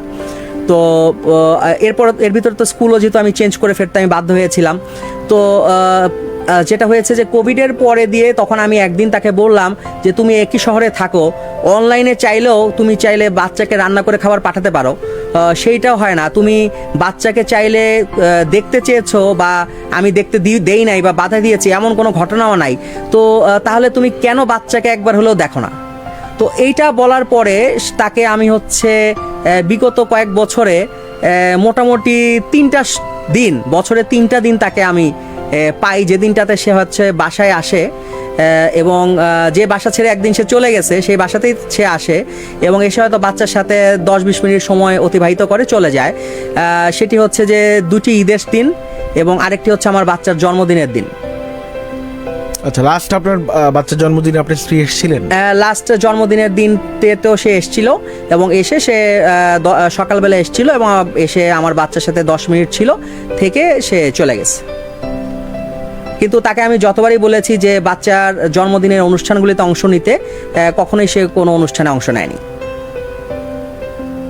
এবং আপনার সন্তান এখন আপনার স্ত্রীকে কিভাবে, বা যদি বলি যে রিসিভ করে কিভাবে, মানে যেহেতু একটা লম্বা সময় তার মায়ের সঙ্গে তার গ্যাপ, মানে আপনার ভাষ্যমতে আপনার সন্তানের বাবাও আপনি, মাও আপনি, কিন্তু অরিজিনালি যিনি মা, মানে যার গর্ভে আসলে আপনার সন্তান এসছে, বড় হয়েছে, সো আপনার সন্তানের সাথে এখন তার মায়ের সম্পর্কটা কেমন? আজকে ও যদি আমাদের এই হট সিটে থাকতো আর একটু বেটার হতো হয়তো, বা যদিও আমরা সেটা চাই না যে একটা সন্তানের যদি বলি যে ছোট্টবেলা থেকে আসলে এই ধরনের সিচুয়েশনের মুখোমুখি হোক ক্যামেরা বা মাইক্রোফোনের সামনে, ও তার মাকে কিভাবে রিসিভ করে এখন? আসলে ও খুব অন্য বাচ্চারা যেভাবে স্বাভাবিকভাবে নেয়, আমি লক্ষ্য করেছি যে এই স্বাভাবিকভাবে সে আসলে গ্রহণ করে না। কারণ হচ্ছে যে প্রথমত ওর মধ্যে একটা চাপা ক্ষোভ বা রাগ আছে, এবং এইটা আসলে সে সবসময় ফেস করে। সে অনেকবারই আমাকে বলেছে, স্কুলেও বলতো, যখন স্কুলে অন্য বাচ্চাদের মারা আসতো, তারপরে টিফিনের যখন ছুটির সময় মারা আসতো, বাচ্চাদেরকে খাওয়াতেও সেই সময়টা তো ফিল করতো তখন আমি খাওয়াচ্ছি ওকে। তো এই জিনিসগুলো ওকে আসলে তীব্রভাবে নাড়া দেয়, এবং এই জিনিসগুলোতে কারণেই যখন ঠিক 5 বছর বয়সের এই ধাক্কাটাও খেলো, আমার কাছে মনে হয়েছিল যে ও মানসিকভাবে কোনো বিপর্যয়ে পড়ে কিনা। আমি তখন মনোরোগ বিশেষজ্ঞদের পরামর্শ নিয়েছি, একাধিক বিশেষজ্ঞের, যে আসলে আমার কি করা উচিত, আমার বাচ্চাকে আমি কিভাবে টেক কেয়ার করবো। আমি তো আসলে মানে জানিও না যে আসলে বাচ্চাকে টেক কেয়ার কিভাবে করতে। এগুলো তো সাধারণত আসলে বাসার যারা মা খালারা থাকে, দাদিরা থাকে, বা তারাই আসলে করে। আমার ফ্যামিলি তো কেউ নাই যে আমি কারো কাছ থেকে পরামর্শ নিব, কেউ আমার সাপোর্টে দিবে। আসলে আমি কি করব? তখন তারা আমাকে প্রপারলি একটা গাইডেন্স করেছেন, এবং আমি রেগুলারলি তার যেন মানসিকভাবে সে সুস্থ থাকে আমি তাকে চেক আপও করিয়েছি, যে তার যেন কোনো প্রবলেম না হয়, এবং আল্লাহর অশেষ রহমত যে আমার বাচ্চাটা মানসিকভাবে, শারীরিকভাবেও সুস্থভাবে বেড়ে উঠছে, মানসিকভাবেও সুস্থভাবে বেড়ে উঠছে। এটা আল্লাহর অশেষ একটা নিয়ামত, এবং আমি মনে করি যে আমি যে কষ্টটা করেছি সেই কষ্টটা হয়তো বিফলে যায়নি। এটার হয়তো ফল আমি পাবো যখন আমার বাচ্চাটা পরিপূর্ণভাবে সে তার পেশাগত জীবনে সাফল্য লাভ করবে। আমি যদি ততদিন আল্লাহ আমাকে বাঁচিয়ে রাখে, তখন হয়তো আমি দেখতে পাবো যে আমার বাচ্চাটা যদি সেই সাফল্য অর্জন করে, আমি মনে করব যে আমি আমার জীবনে যেটুকু কষ্ট করেছি সেইটুকু হয়তো সফল হয়েছে। এবং কষ্ট করতে গিয়ে আমাকে যেটা হয়েছে যে অনেক সময় আমাকে আমার সেভিংস ভেঙে ফেলতে হয়েছে, কিছু করার নাই। হয়তো আমার জায়গায় অন্য কেউ থাকলে হয়তো অস্থির হয়ে যেত, কারণ আমাকে পেশাগত জীবনে কষ্ট করে তিলে তিলে আমাকে যে সেভিংসগুলো জমাইতে হয়েছে সবগুলো সেভিংস আমার ভেঙে ফেলতে হয়েছিল, কারণ আমার কিছু করার নাই। আমাকে দেখা যাচ্ছে যে আমার আয়ের চেয়ে ব্যয় বেশি হয়ে যাচ্ছে, কারণ আমি আমার বাচ্চাকে টাইম দিতে গেলে তখন আমি পরিপূর্ণভাবে আমি টাইম আমার প্রফেশনে দিতে পারছি না। তো আমি দেখা যেত ঢাকার যখন আমি ফ্যামিলি লাইফে লিফট করতাম, ওই সময় আমি গাজীপুর, নারায়ণগঞ্জ, নরসিংদী পর্যন্ত কোর্টে মামলা করতে যেতাম। আমাকে এত পরিমাণে বিজি শিডিউল আমার ছিল, কিন্তু আমি যখন আমি সিঙ্গেল ফাদারে চলে আসলাম তখন আমার পক্ষে সম্ভব ছিল না ঢাকার বাইরে মুভ করা। সো সেটা কিন্তু আমার আয়ের প্রতি একটা এফেক্ট ফেলে। সো এই কাজগুলো কিন্তু ভয়াবহ রকমের একটা সাইড এফেক্ট আমার জন্য আসে। অনেক অপরচুনিটি ছিল আমার পক্ষে, রাষ্ট্রের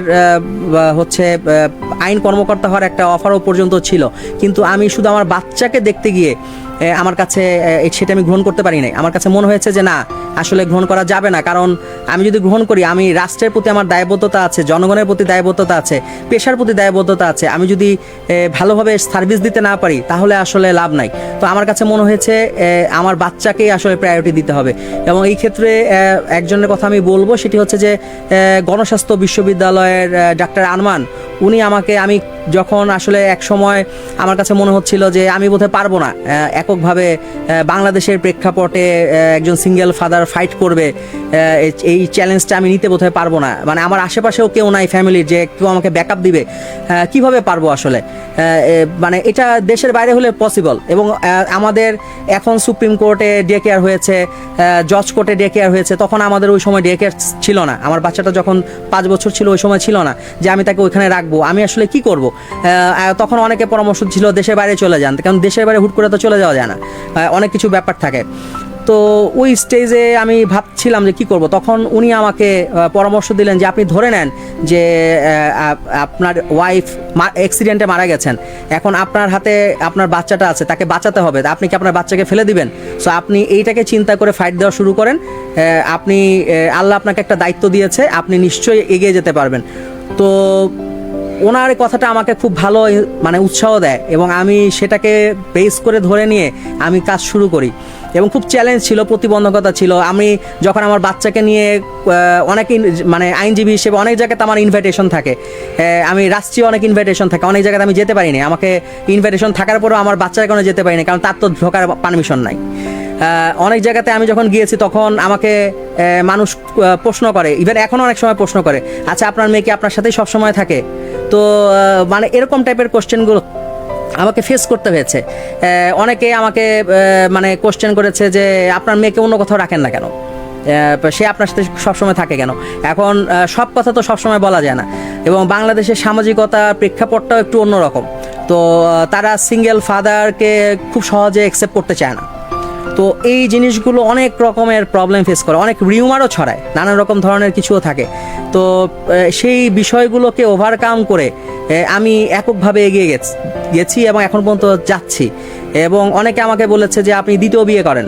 তো দ্বিতীয় বিয়ে করার ক্ষেত্রেও আমার কাছে মনে হয়েছে অনেকগুলো জিনিসকে ভেবেছি আমি, এবং আমাদের এই বিষয়গুলো নিয়ে যারা কাজ করেন তাদের সাথেও কথা বলেছি যে আসলে বিষয়টি কী।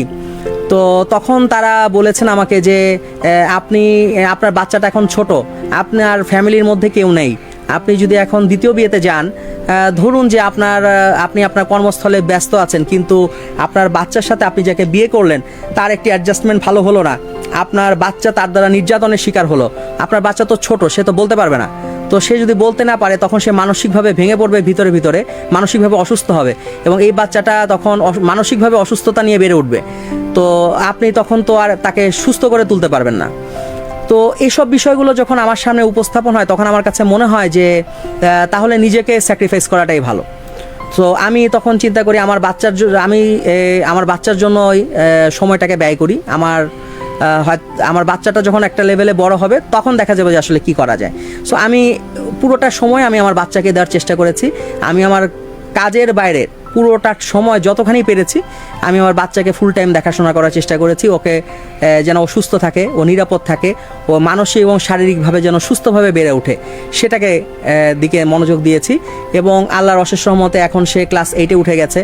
তো আমি এবং সে মানে পড়াশোনাতেও ভালো, সে কালচারাল অ্যাক্টিভিটিসগুলোর সাথেও চলে এসছে, এবং তার অন্যান্য অনেকগুলো বিষয় নিয়ে তার আগ্রহ আছে। সে স্পেস নিয়ে তার আগ্রহ আছে, সে প্রচুর পরিমাণে সে বই নিয়ে পড়াশোনা করে।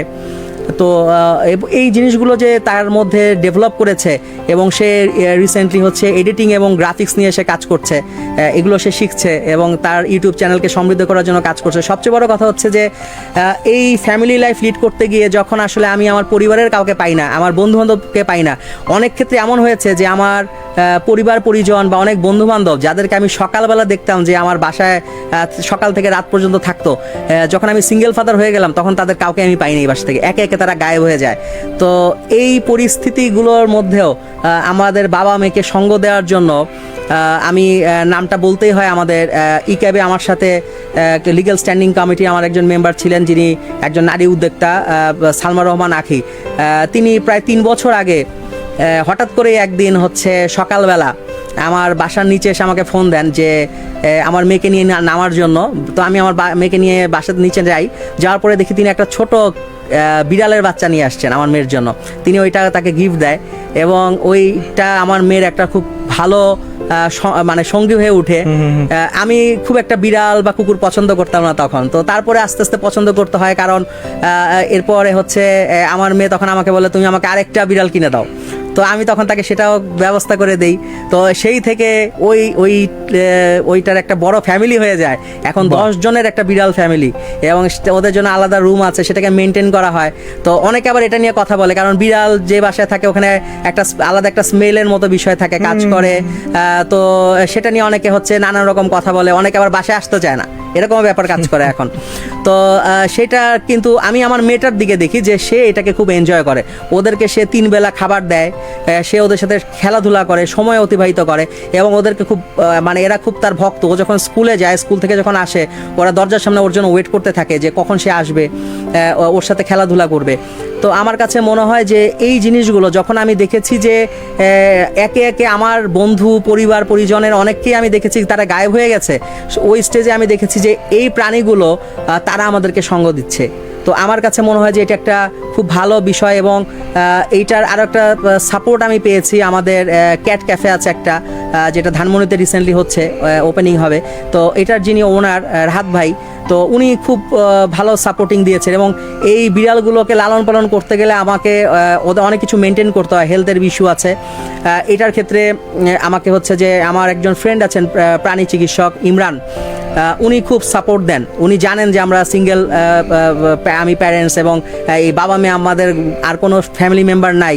তো এইটার জন্য উনি সবসময় সাপোর্টিং দেন যে ওদেরকে কিভাবে সুস্থ রাখা যায়, কিভাবে ওদেরকে টেক কেয়ার করা যাবে। তো এই জিনিসগুলো অনেক সময় দেখা যায় কি আমরা এদের কারণে এখন অনেক সময় বাইরেও যেতে পারি না, যে তখন এদেরকে খাবার দিবে কে। তো এরা আমাদের লাইফের একটা পার্ট হয়ে গেছে, এবং আমরা এই টোটাল বলতে গেলে 10টা বিড়াল আর আমাদের বাবা মেয়ে, এই 12 জনের একটা পুরো ফ্যামিলি এখন আমরা, এবং এই ফ্যামিলি ভাবেই আমরা আসলে আমাদের জীবন অতিবাহিত করছি। অসাধারণ। এবং কিছু প্রশ্ন অডিয়েন্সের পক্ষ থেকে এবং আমাদের জাগো এফএম এর পক্ষ থেকে কিংবা আমার পক্ষ থেকে, যে মানে আপনার সন্তানের সঙ্গে, মানে আপনার স্ত্রী তো চলে গেল আপনার সন্তানকে 5 বছরে রেখে, তো এরপরে মানে আপনার শ্বশুরবাড়ির পক্ষ থেকে কোনো রিলেটিভ কি আপনাদের সঙ্গে মানে যোগাযোগ করতে চেয়েছিল, কিংবা আপনার শ্বশুর যিনি বলছিলেন যে তিনি গ্রামে অবস্থান করছিলেন, তো তার পক্ষ থেকে কি কখনো কোনো স্টেপ ছিল যে তোমরা এক কেন হচ্ছ না, একসঙ্গে কেন থাকছো না? আমি যেটা বললাম যে আসলে শ্বশুরবাড়ির দিককার ঢাকা শহরে যারা আছেন, ইভেন যেহেতু তার মামা খালা সবাই হচ্ছে কানাডাতে থাকেন, তাদের সাথেও আমি ওভার ফোনে কমিউনিকেশন করেছি। ইভেন আমি আমার শ্বশুরকেও জানিয়েছিলাম যে আপনি স্টেপ নেন। তো সবাই আসলে যেটা বলেছে যে আমার বাচ্চার মা হচ্ছে এই বিষয় নিয়ে কারোর সাথে কথা বলতে চান না, এবং যতক্ষণ পর্যন্ত আমি তার ভাই বোনকে একসাথে আমার বাসার মধ্যে না রাখবো ততক্ষণ পর্যন্ত এই বিষয়ে কোনো আলোচনাই হবে না। কখনো কি মানে শাহরিয়ার ভাই এরকম কোনো ইমোশনাল মোমেন্ট ঘটেছিল যে আপনার সাবেক স্ত্রী, বা আপনার সাবেক স্ত্রী শব্দটা ব্যবহার না করে আমরা আপনার সন্তানের মাই বলি, যে সন্তানের মা এবং সন্তান দেখা হওয়ার পর একটা আবেগঘন মুহূর্ত তৈরি হয়েছিল, আপনার স্ত্রী অনেক ইমোশনাল হয়ে গিয়েছিল আপনার অনেকদিন পর আপনার সন্তানকে দেখে, এরকম কোনো মোমেন্ট কি তৈরি হয়েছিল? না, এরকম কোনো মোমেন্ট তৈরি হয় নাই, যেটা আমি আসলে আমাকে খুব অবাক করেছে। কেন তৈরি হয়নি আমি জানি না। এবং বলে রাখি যে আমার বাচ্চার মা কিন্তু এখনও তার ভাই বোনকে নিয়েই রাজধানী ঢাকার বনশ্রীতে বসবাস করেন। তিনি একটি স্কুলে শিক্ষকতা করেন এখন, তো সেখানেই আছেন। এবং তিনি কি এখন পর্যন্ত সিঙ্গেল আছেন? এখন পর্যন্ত তিনি সিঙ্গেলই আছেন, এবং তার ভাই বোনের সাথেই থাকেন। তার ভাই বোনের আমি জেনেছি যে তাদেরও বাচ্চা হয়েছে, তো তিনি তাদের বাচ্চাকে লালন পালন করেন। তো আসলে এটাও আমাকে খুব অবাক করেছে যে নিজের সন্তানকে লালন পালন বাদ দিয়ে একজন মা কিভাবে তার ভাইয়ের বা বোনের সন্তানদেরকে লালন পালন নিয়ে ব্যস্ত থাকে, এটা আমার আসলে জানা নাই। এবং আসলে আমার কাছে মনে হয় যে একই শহরে থেকে একজন মার কখনো আসলে নিজের সন্তানকে একবার নিজ হাতে খাবার তুলে খাওয়াতে কেন ইচ্ছা করে না আমি আসলে জানি না। শাহরিয়ার ভাই, মানে যদি আপনাকে একদম একজন বন্ধু হিসাবে প্রশ্ন করি যে মানে আসলেই এই দূরত্বের কারণটা কি শুধুমাত্রই তার মানে ভাই বা বোনকে আপনি রিসিভ করতে পারলেন না লাস্ট মোমেন্টে, শুধু এতটুকুই, নাকি অন্য কোনো কারণে দূরত্ব হয়েছিল আপনাদের? না, অন্য কোনো কারণে দূরত্ব আমি হাজবেন্ডের সঙ্গে স্ট্রিট দূরত্ব হয়, কিন্তু সন্তানের সঙ্গে তো মায়ের এরকম দূরত্ব তৈরি হবার কথা নয়। আমি জানি না, সে যেটা হয়েছে যে আমার রিলেটিভরা যখন তার সাথে কমিউনিকেশন করেছে তখন সে বলেছে যে আমার সন্তান, আমি জানি সে নিরাপদে আছে এবং তার বাবার সাথে ভালো আছে এবং তার বাবা তার ভালোই টেক কেয়ার করবে, তো সুতরাং আমি এই জন্য সন্তানের বিষয়ে চিন্তিত নই। এই কথাটি তার কাছ থেকে আমার রিলেটিভদেরকে সে বলেছে। তো সেটি যেটি হোক, আমার কাছে সন্তান নিরাপদ ভালো আছে, কিন্তু মার অভাব তো আসলে বাবা কখনোই পূরণ করতে পারে না। আমি হয়তো দুইটি রোল প্লে করার চেষ্টা করেছি আমার পক্ষে, কিন্তু আমারও প্রাকৃতিকগতভাবেই কিছু সীমাবদ্ধতা আছে, সুতরাং সেটি হয়তো সম্ভব না, কিন্তু তারপর আমি চেষ্টা করেছি, চেষ্টা করে যাচ্ছি এখন পর্যন্ত, এবং ভবিষ্যতে কতটুকু পারবো জানি না, চেষ্টা করে যাচ্ছি। কিন্তু আমি আসলে জানি না, আমি এটার হিসাব আসলে কখনো মিলাতে পারি না, একজন মানুষ হিসেবেও পারি না, একজন আইনজীবী হিসেবেও পারি না। একজন আইনজীবী হিসেবে শাহরিয়ার ভাই, মানে এরকম কখনো কোনো কেসকে আপনি নিজে হ্যান্ডেল করেছেন? এরকম কোনো সিঙ্গেল ফাদার কি আপনার কাছে কখনো কোনো সাপোর্ট চাইতে এসেছিল? সিঙ্গেল ফাদার অনেকেরই সাপোর্ট আসলে দিতে হয়েছে, আমি পেয়েছি, কিন্তু আসলে কখনো আমার নিজের জীবনে এমন ঘটবে এটা আমি ভাবি নাই। এবং বাংলাদেশের প্রেক্ষাপটে যদি একটু বলি, আসলে এটি সামাজিক ব্যাধি যে আমাদের এখন 90% উপরে ডিভোর্সের হার হয়ে গেছে। এই বিষয়টায় সচেতনতা প্রয়োজন আমি মনে করি। একজন আইনজীবী হিসেবে আমি আমি আর একটু ইন্টারাপ্ট করছি, দুঃখিত। সেটা হচ্ছে, একজন আইনজীবী হিসেবে আপনার কি মনে হয় আসলে শাহরিয়ার ভাই, যে মানে এই যে মানে এত বেশি আপনি বলছেন যে 90% ডিভোর্স হচ্ছে, প্রচুর পরিমাণে ডিভোর্সের সংখ্যা বাড়ছে, মানে কিছু থেকে কিছু হলে ডিভোর্স হচ্ছে, আপনি আপনার ব্যক্তিগত জীবনে যে গল্পটা আজকে এখানে বলে গেলেন যে আপনার শ্যালক এবং শ্যালিকাকে আপনি আপনার বাসায় অ্যাক্সেস দিচ্ছিলেন না লাস্ট মোমেন্টে, যেহেতু তারা বিবাহিত হয়ে গেল, যার কারণে আপনাদের ডিভোর্স বা এই যে দূরে থাকাথাকির ব্যাপারটা হয়ে গেল, মানে খুব সস্তা কিছু কারণে আমাদের এখন ডিভোর্স হয়ে যাচ্ছে। এর কারণে কি আমাদের কি নৈতিক অবক্ষয়, নাকি আমরা সম্পর্কগুলোকে যত্ন নিতে পারছি না, আমাদের বাবা মায়েরা যেরকম করে সম্পর্কগুলোকে যত্ন নিত? মানে মূল কারণটা কি মনে হয় একজন আইনজীবী হিসাবে? আমার কাছে আইনজীবী হিসেবে পারিবারিকভাবে ফ্যামিলি কোর্টেরও যে ঘটনাগুলো আমি দেখছি, আমার জীবনের ঘটনা যেটি ঘটেছে, আমার উপলব্ধি কেন যেন মনে হয়েছে যে যদিও হয়তো পাবলিকলি বললে অনেকে হয়তো অনেক রিয়াকশন দেখাবেন, কিন্তু আমার ব্যক্তিগত অভিজ্ঞতা আমার কাছে মনে হয়েছে যে কখনো ফ্যামিলি লাইফে আসলে শ্বশুরবাড়ির কাউকে অ্যাক্সেস দেওয়া উচিত না। আমি যদি আজকে আমার কাছে ভুল মনে হয়, আমি আজকে এই লাইফ থেকেই বলছি, আসলে আমার কাছে ভুল মনে হয়, আমি যদি আমার শ্যালক শ্যালিকাকে নিজের ভাই বোনের মতো মনে করে তাদেরকে আমার বাসায় যদি এনে না রাখতাম, হয়তো আমাকে এই ঘটনার মুখোমুখি হতে হতো না, হয়তো আমি এই ঘটনা থেকে এড়াতে পারতাম। আমার কাছে ভুল মনে হয় আজকে। এবং এই জিনিসগুলো আমি অনেক ক্ষেত্রেই দেখেছি যে যখন একটা ঝগড়া সৃষ্টি হয়, মনোমালিন্য হয়, ভুল বুঝাবুঝি হয়, তখন তৃতীয় পক্ষরা সেই সমস্যাটির সমাধান না করে সেটাকে সমস্যাটা বাড়ানোর চেষ্টা করেন নানান রকমের কথা বলে। এটা আসলে কেন তারা করেন জানি না। আমাদের সামাজিক অবক্ষয় হতে পারে, সামাজিক সমস্যাও হতে পারে, কিন্তু এই সমস্যাগুলো যে তিক্ততা তৈরি করে, যে বড় সমস্যাগুলো তৈরি করে, এর সাফারার হয় কিন্তু আমাদের যারা সন্তান থাকে তারা। যেমন আমার বাচ্চাটার, তার তো কোনো দোষ নাই, যদি ঘর সংসার নাই হতে পারে, কিন্তু সেটা অন্য বিষয়। যদি আমার সন্তান না থাকতো তাহলে কিন্তু এই সমস্যাটা ছিল না।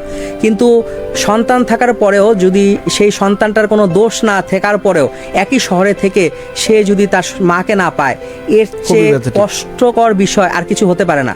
তো আমার কাছে মনে হয় যে এর চেয়ে দেশের বাইরে যদি থাকতাম অনেক ভালো ছিল, আমার সোশ্যাল নিরাপত্তাও থাকতো, আর আমার মনকে সান্ত্বনা দেওয়া যেত যে একই শহরে তো থাকি না, সো আমার বাচ্চাটা হয়তো মনে মনে সান্ত্বনা পেত।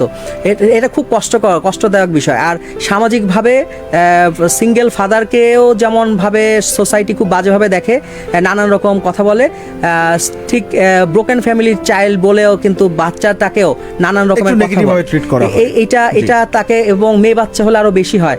তো এইটার পরিবর্তন কিন্তু হয় না, এটা নিয়ে কিন্তু কেউ কথা বলে না। আমার মনে হয় সময় এসছে, আমাদের মাননীয় প্রধানমন্ত্রী একজন নারী, স্পিকার একজন নারী, আমার মনে হয় নারীর ক্ষমতায়ন অনেক হয়েছে, এখন অনেক বেশি। আমার মনে হয় এখন সময় এসছে, নারী পুরুষ নারী নির্যাতন আইন আছে, শিশু নির্যাতন আইন আছে, আমার মনে হয় পুরুষ নির্যাতন আইন নাই।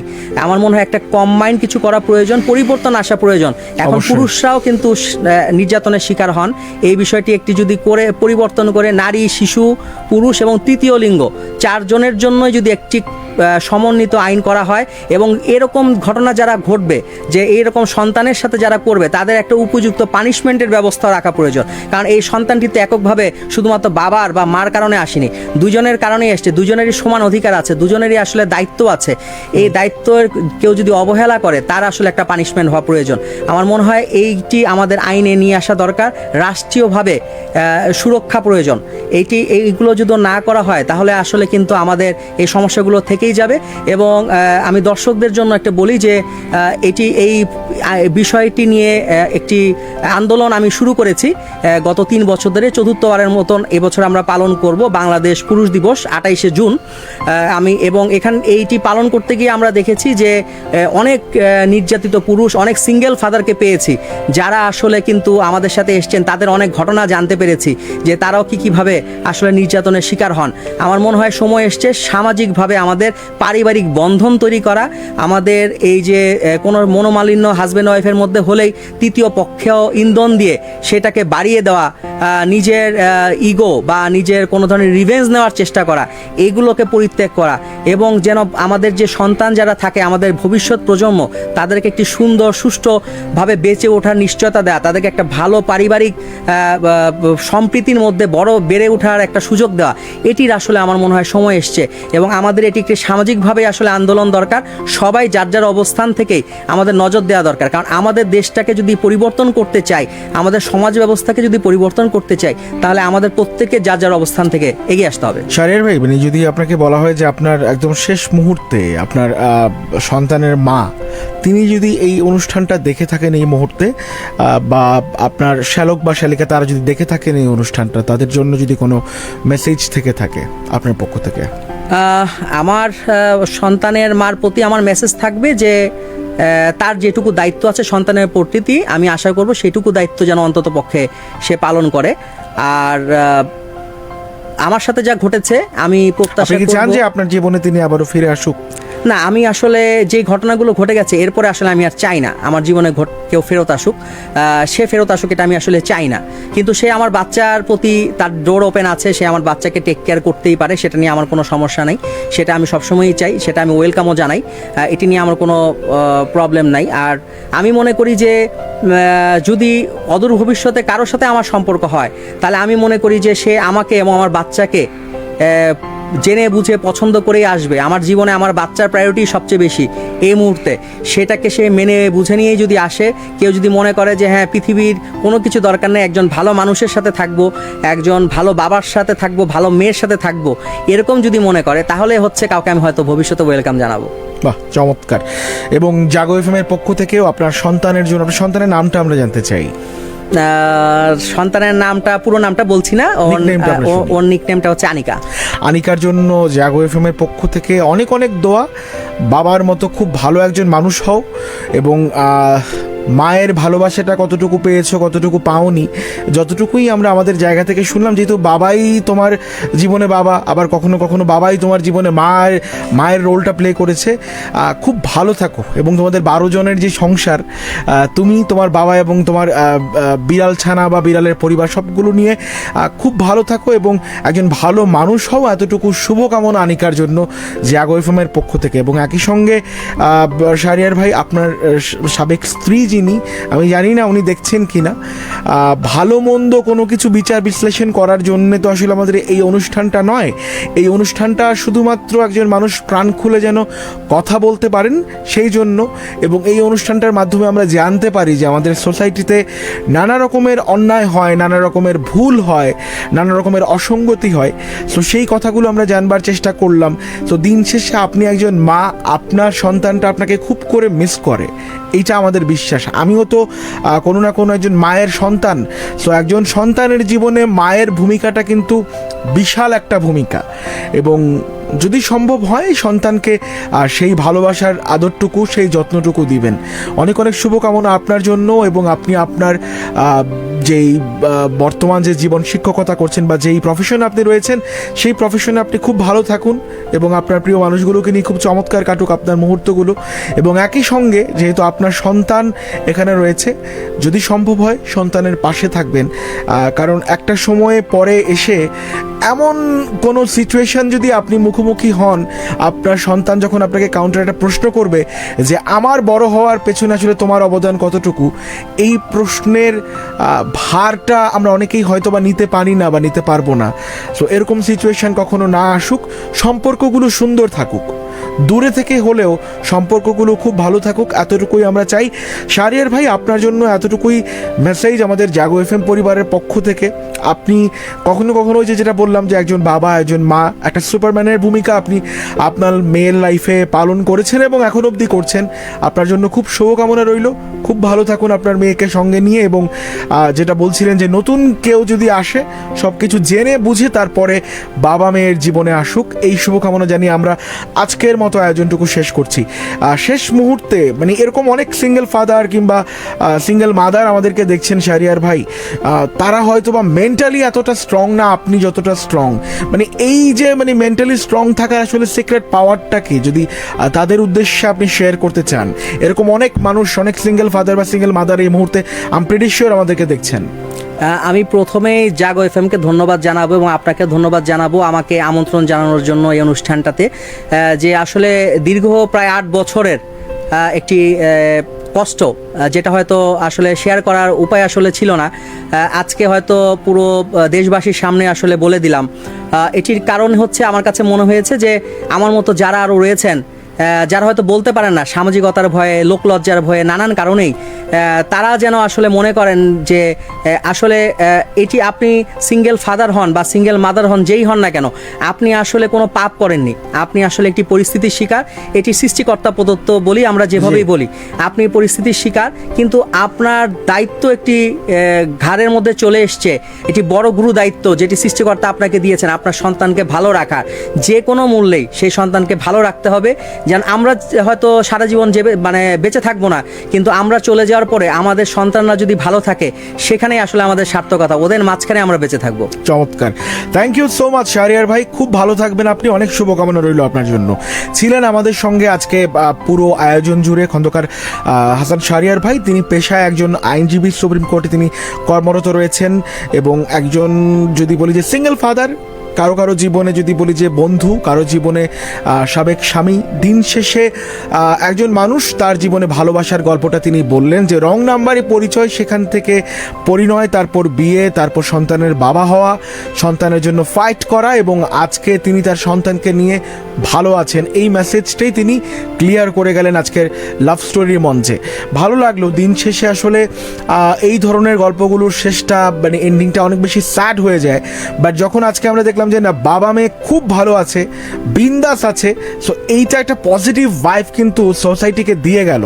সো বাবা যদি বলি যে মেয়ের হাত ছেড়ে দেওয়া, কিংবা মা মেয়ের হাত ছেড়ে দেওয়া, হাজব্যান্ড ওয়াইফ আলাদা হয়ে যাওয়া, এর মানে এই না যে সন্তানের জীবনটা যে অন্ধকার হয়ে যাবে, তা কিন্তু না। সন্তানের জীবনকে সুন্দর করার জন্য বাবা কিংবা মা যে কোনো একজন চাইলেই কিন্তু পারে। হ্যাঁ, আজকে হয়তো বা খন্দকার হাসান শাহরিয়ার ভাই তিনি একজন এডুকেটেড মানুষ এবং প্রতিষ্ঠিত মানুষ, বিধায় তিনি তার সন্তানের জীবনটাকে সুন্দর করে গুছিয়ে দিতে পারছেন। তো সেই জায়গা থেকে আপনারও দায়িত্ব, আপনি নিজেকে আগে প্রতিষ্ঠিত করুন, তারপর যে কোনো একটা সম্পর্কে ইনভলভ হন। আমরা কিন্তু অনেকেই যেটা হয় যে নিজে প্রতিষ্ঠিত না হয়ে যে কোনো একটা সম্পর্কে করি, তারপরে যখন সেখান থেকে মুভ অন করতে হয় কোনো না কোনো কারণে, তখন কিন্তু একটা মানে দোদুল্যমান সিচুয়েশনে আমরা পড়ে যাই। তো এরকম সিচুয়েশন যেন কারো জীবন না আসে এবং প্রত্যেকটা মানুষের জীবন সুন্দর হোক, এই শুভকামনায় আজকের মতো অপূর্ব বিদায় নিচ্ছে লাভ স্টোরি থেকে। আল্লাহ আপনাদের প্রত্যেককে খুব বেশি ভালো রাখুক, অনেক অনেক শুভকামনা জানিয়ে আজকের মতো বিদায় নিচ্ছে অপূর্ব। এখান থেকেই বিদায় এবং শুভরাত্রি। আল্লাহ হাফেজ, সালামু আলাইকুম।